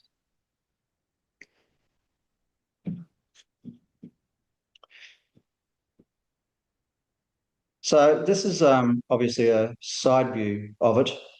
And you'll notice that the ballasted deck supported by two sets of heavy stringers that are separated by a line of transoms, and then the assembly supported by corbels that then sit on 6-post trestles.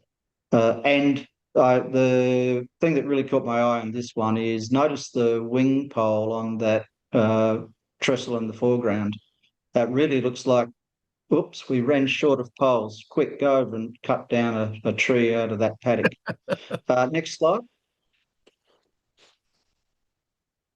And this is looking at it from underneath. You can see that the trestles consist of 4 vertical poles and the 2 wing poles, and that each vertical pole sits immediately below a stringer. Sway braces and sills that can't really see through the grass at the base of the trestle are all bolted to the poles.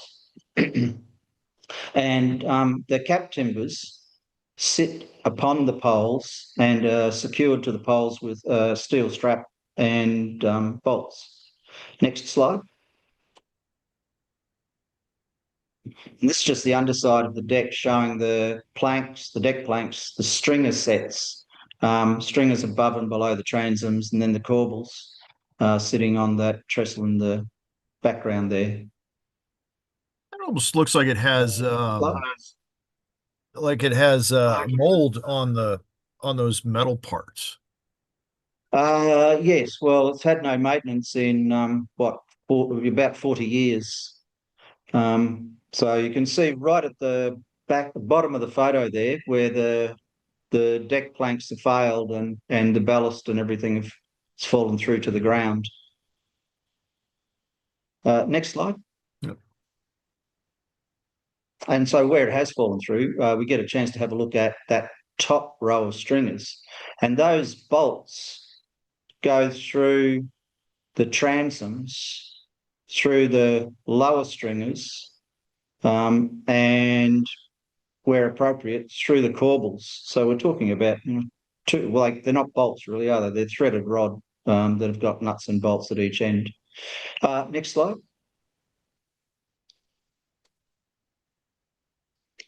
So this is the bridge in place. It's 23.5 inches long. It's just under 5 inches high. It's got 8 visible trestles. You can see the retaining walls there behind the last of the trestles at each end. It's all timber board by board construction. And the timber dimensions that I used to prototype E50 standard. And my neighbour is, I don't know if he doesn't trust me as a builder or if he's just very cautious, but he asked me to insert a 20 mil wide, 3.2 millimetre, or what's that, 3/4 inch by 1/8 inch alloy strip to support under the deck. So I slid it between the top row of stringers so that it sits immediately under the deck. You can just see to the very left-hand edge of the photo there, the edge of it where he's drilled in a screw hole where he secures it at one end and lets it float at the other end. And the bridge itself and all the bits and pieces, there's over 900 NBW castings. It's amazing how quickly that number builds. So let's just have a quick look at the construction of it. Next slide. This is part of the deck surface, from looking at the top. As I said, the deck's board by board, using pre-stained scale lumber. I think for this I used India ink in isopropyl alcohol, and then I always then sit my stained timber out in the sun for a day or so that it gets a faded look about it. The ballast retainer's been secured to the outer edges, and then you'll note that there's NBWs fitted above every second deck plank. Next slide. Yeah, have you had actual luck with getting the sun to fade it in that period of time? Yep. Particularly Australian summer sun. What we have 2 years ago, it's probably sitting out, it's probably in the high 30 degrees centigrade. So what's that, 90 to 100 degrees. And it's pretty intense. You know, the UV here is, well, we use UV 50 sunscreen. So, yeah, it fades things pretty quickly, including humans. Just It's after funny turning them because red. I was trying to figure out a way to do that, but how can you beat natural? That's I was overthinking it. You might have missed your opportunity, Chris, with your summer coming to an end. Yeah. So, but the other thing would be, just I mean, you know, our rainfall is measured in days per year, not days per week. So we have extended periods of sunshine, so I don't have to worry about it getting wet or anything else. Mind you, bring it in at night anyway, because the last thing I want is for some animal to come along and say, well, that looks tasty, and have a chomp on the end of it. So, so back to task here. I'm fitting the transoms here to the top stringers. And I started with the transoms that go immediately over the trestles because they're slightly wider than the other transoms. And then I spaced all the other transoms, which are lying under the ruler, evenly between those, what I call main transoms. Next slide. And here's the completed underside. And if I can remember correctly, I think there's something in the region of 500 to 600 NBWs on the underside of this. Next slide. As always, I used a jig to glue the poles to the trestle cap. And it's particularly, the jig's particularly important here because the cap sits directly on top of the poles rather than being slotted onto them one way or another. And then still while in the jig, I glued the sway brace and the sill timber in place on one side, and then after removing it, the other side got their sway brace and sill timber. And then notice the strapping between the cap timber and the poles, which also has little MBWs parked through them. Next slide. Now, remember I said the prototype bridge doesn't have abutments. These are the retaining walls. I built these board by board again with pre-stained scale planks, and I made the wing walls overly long so that when my neighbour finishes the landscaping, he'll be able to trim them according to his need. Next slide. And this is the second deck, which I've just completed for him last week. I asked him again what kind of bridge he wanted, and he said, I like the ballasted deck trestles. And I thought, yeah, okay, that's fine. But in fact, he was right in this thing, because it's a fairly tight space that he's going to fit it into, so it works.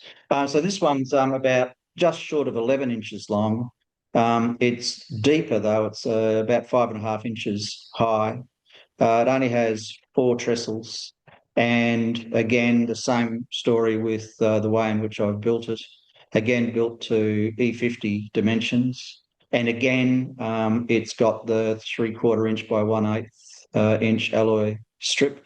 He runs modern image locomotives, so very large locos, very long trains. And I've got to say, they look brilliant running over the long bridge.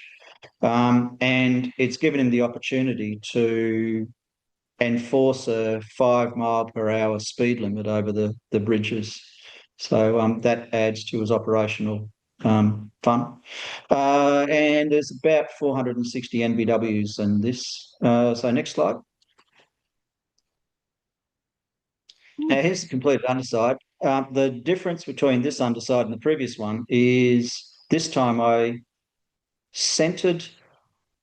used the centres of the transoms to space them. And so it looks like the transoms either side of the large transoms are actually closer to them than they are to their normal neighbour. But in fact, the centres are the same right across the bridge length. And looking at the prototype from the side, you can get that same feel. So that was one improvement I made. Next slide. Now, my neighbour was very, very worried that I'd built the bridge upside down. And I said, no, we're just protecting the stuff. And it's sitting on its deck at present because he hasn't yet put it into his layout. The unbraced poles at each end, the parts that will get buried fully into the landscapes, that only the headstock will get shown. And again, I built retaining walls that he will put in place in due course.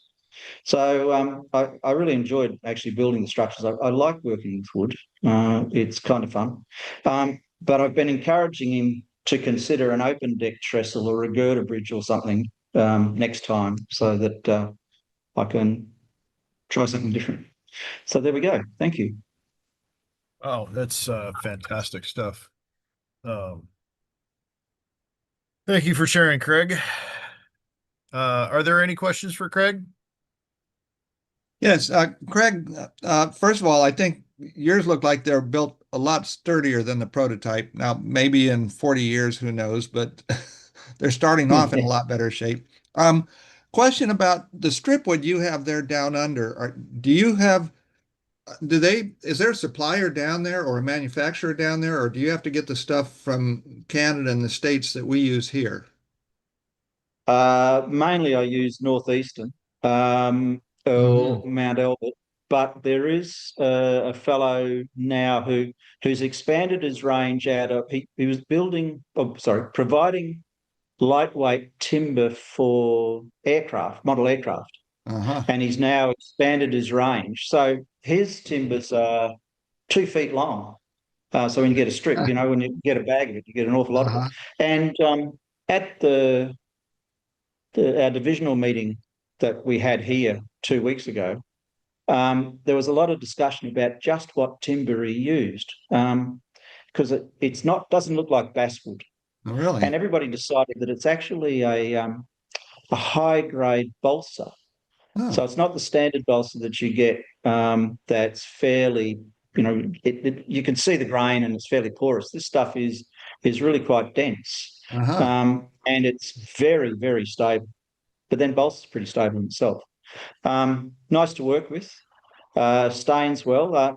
The stringers in that photo, so the stringers and the corbels are that timber, just one long strip of it. Wow. But the rest is predominantly northeastern, because this is in HO. And although I've noticed since northeastern changed hands that it's not quite as accurate as it claims. I've found that often, in a scale sense, it's about an inch larger than it's said to be. Really? Unless you guys are using a slightly different scale. It might change crossing the equator or something too. Well, except that if you're using a 1/8 of an inch, that's 3.2 millimeter, and we use 3.5 millimeter to the foot scale. So it might just be that, So when I put a vernier caliper on it, it doesn't look right. But who cares? Within an inch either way, especially on a bridge. So mainly northeastern. Mount Albert's well, your good stain work because comes out looking brilliant. So beautiful job. Yeah, that's why I like to use wood for wood, because it stains up nicely. Yep. And this one I decided I wanted some variation, so I made this a lot darker. This time I think I used Tamiya flat black, about 5% paint and 95% isopropanol. Yeah, it's fantastic work. Are there any more questions for Craig? So I was wondering why you started out with a ballast deck bridge opposed to an open deck bridge. Do you want why I did it? Yeah. I did it because my neighbour asked. But the railway engineer said that even though they're more expensive, or they were more expensive to build up front, ballast deck bridges needed less maintenance across their lifespan. Really? And there's a on a bad day, people say Australia is effectively one termite mound. Termites get into everything, but they find it less appealing to be working their way through ballast, apparently. But it's mainly that the weathering, the impact of the weather isn't as severe as on an open deck. Interesting. And of course, it's easier to adjust the track level and everything with with time. Just readjust the ballast cycle. Sure. Neat, beautiful. So, thank you. All right. Any more questions for Craig? All right. Well, thanks, Craig. Fantastic work as usual. Thanks, Chris. All right. So that brings us to close to the end here. Our upcoming MyBuild challenges and shows. September 23rd is a challenge. It's animations, make it move, whatever you can do, even to make it look like it moves. Maybe a nice little illusion, something along those lines. Submission deadline for that is September 20th. And then you see the schedule for the rest of the year and into June of next year. If you have anything to submit, please send those to me at railrunner130@hotmail.com. And if you have not participated in the past, please include a photo of yourself. That way I can put it on your introductory slide. So anyway, thank you for watching. Thanks to those that participated. And please, especially if you haven't participated in the past, please step up and show us what you're what you're working on, or what you've got going on, or maybe something that that you're proud of, or maybe something you bought at a garage sale and fixed up, or whatever it takes along those lines. So we look forward to seeing whatever you have to work on. Doesn't have to be professional grade. It just has to be yours. So with that, I will turn it back over to you, Phil. Super. Thanks, Chris. That was great. A great MyBuild again this evening. Good job putting that together, making it all happen. So yeah, we always absolutely look forward to all those MyBuild items. So we have even though it is 9 o'clock on the East Coast, we do have a layout visit this week. This is an NMRA convention visit there outside of Chattanooga. It was very interesting that there really seemed to be, essentially two kinds of layouts on tour. Ones that were more operating focused and ones that were more what I'm going to call scenery and structure focused. And this was one of those scenery and structure focused ones that had an amazing amount of detail in a fairly reasonably large but fairly small space for what was there. So here we go. We're going to go ahead and play a video here. There we go.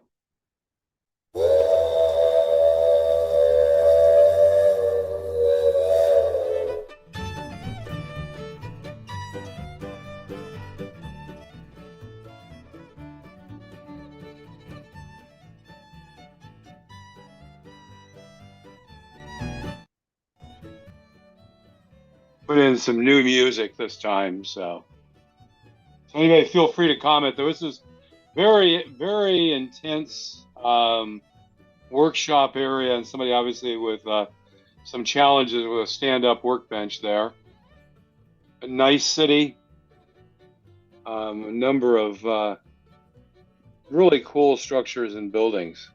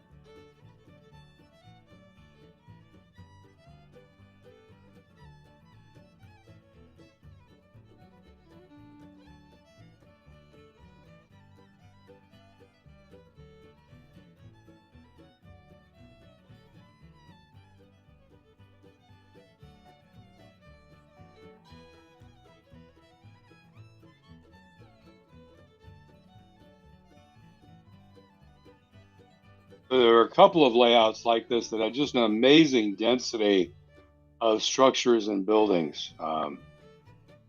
This was one that I thought was quite amazing.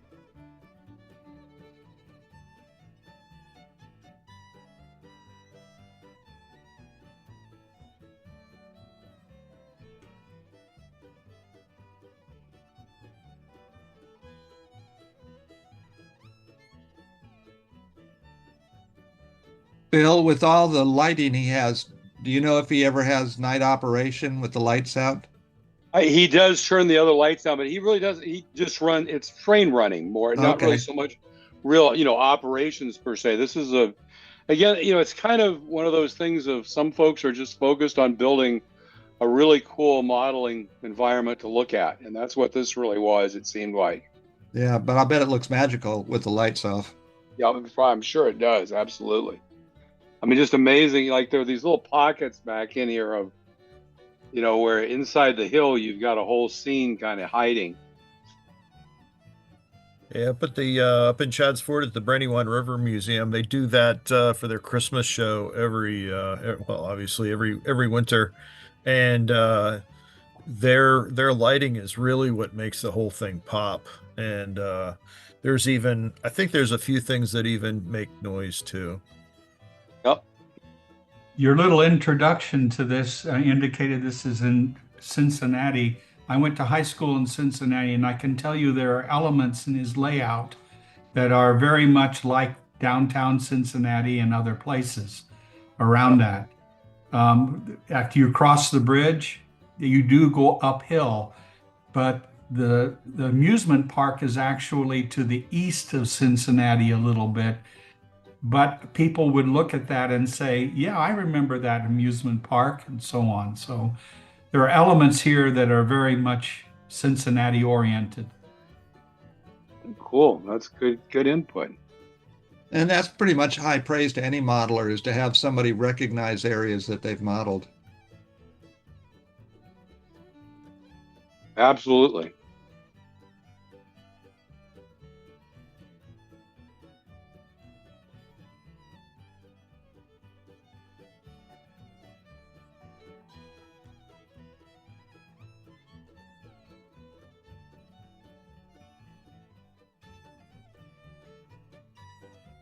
He has one amazing amount of trees in the background.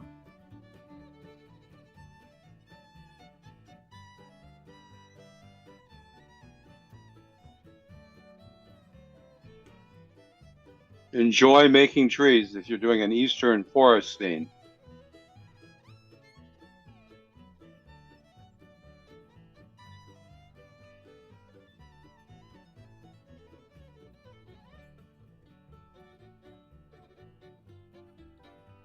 The airport in Cincinnati actually is in Kentucky, and flying into that airport, the airport is actually above the city. Kentucky, that part of Kentucky is elevated above the downtown Cincinnati, and so it was always scary flying in there because it looks like you're going to hit the bank of the river before you land.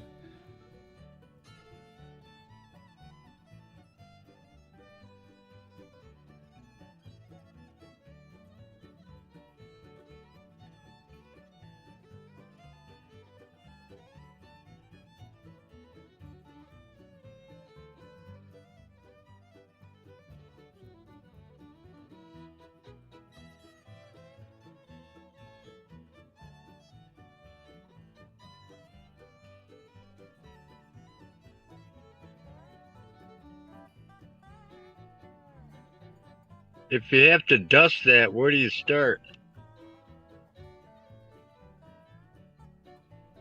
Same place you stopped last time.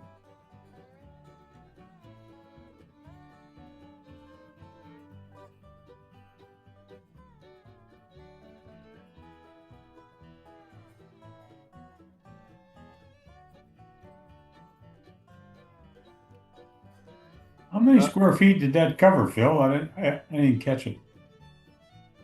I've got a little bit of a video from another layout in here. How I did that.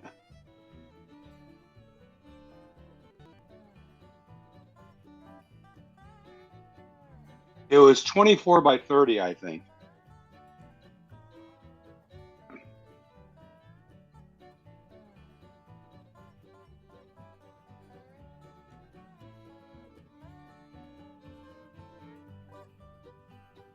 A good portion of the buildings are scratch builds, I'm sure. Yeah, it's a combination, but it's amazing amount of just detail and different things to see. It's one of those layouts that, the trains are running, but you're walking around seeing things in the scenes and seeing how they're laid out. That's, pretty cool. I like this kind of the hidden things back in the back of the layout. You can see how embedded that is back in the layout there.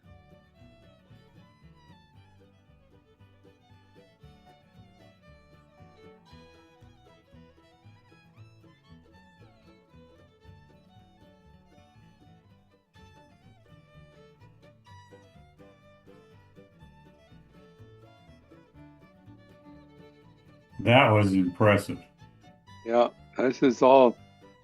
There's a whole logging community up on that upper level, and then this industrial community underneath it. So, it's really taking up and, building models and putting them virtually everywhere you can on the layout.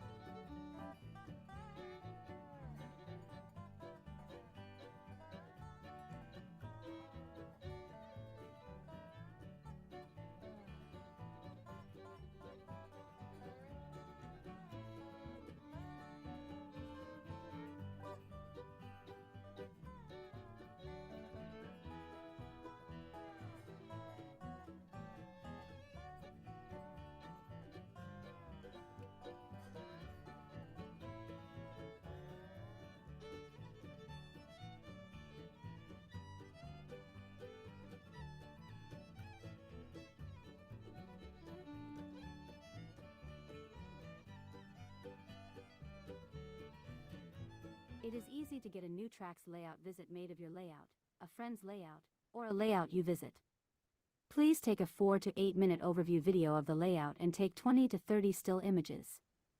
Send an email to Phil at the address on the screen and you will get a cloud drive to upload the videos and photos to. Well, that was a great layout. By the way, the reason I spotlight myself and turn the camera off is that way on YouTube, they don't get a head sitting there looking befuddled. So anyway, that brings us to the end of our program this evening. Before we close, I just wanted a gentle reminder for everyone. Next week, we will have an informal Zoom-only meetup for New Tracks, no formal New Tracks Live meetup next week. There will be no content or material. And the YouTube stream will not work that night and it will not be recorded. So it won't be up on video. We're just taking a hiatus for the week. So we will see everyone back on September 9th. That will be our next event. So unfortunately, Father Ron, is in New Mexico, and we all know about the alien landings there. And what he tells us is that his internet is down. So we're going to go ahead and play a little video here. He's back up now. Oh, it's back up. Okay. Yeah, Well, then here. we will throw it to you. They got rid of the aliens. So go ahead, Father Ron. O God, as we create in miniature the world around us, may we marvel at the beauty and genius which created the world and instilled in us a portion of your great knowledge and wisdom. Give success to the work of our hands, O God. Amen. And definitely, Father Ron, we saw, some great modeling and reproduction of what's in the world this week on the MyBuild. Absolutely some great modeling there and trying to save some of the world there that we saw with Steve and the Cabooses. So thank you very much. And that brings us to the end of the program for this evening. So we do have a caboose, and I will let it go to Pat. And Pat, thank you very much for producing the show this evening.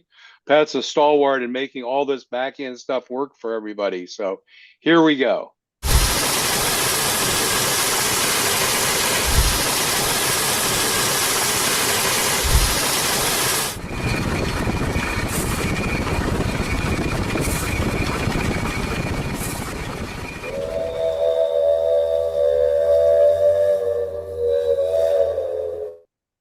Well, thanks again for joining us this week on New Tracks Live. New Tracks Live is the weekly meetup of the New Tracks community. We also do the New Tracks Jim Keller Memorial Scholarship. So check out New Tracks Mentoring Inc. and our programs. And we look forward to seeing you not next week, but well, if you'd like, come next week. You'll get a link for next week for the Zoom meetup. And then the following week on September 9th, we will continue with our regular program. Thanks again. Have a great evening, a great week, and have a great Labor Day. And we'll see you after the Labor Day weekend.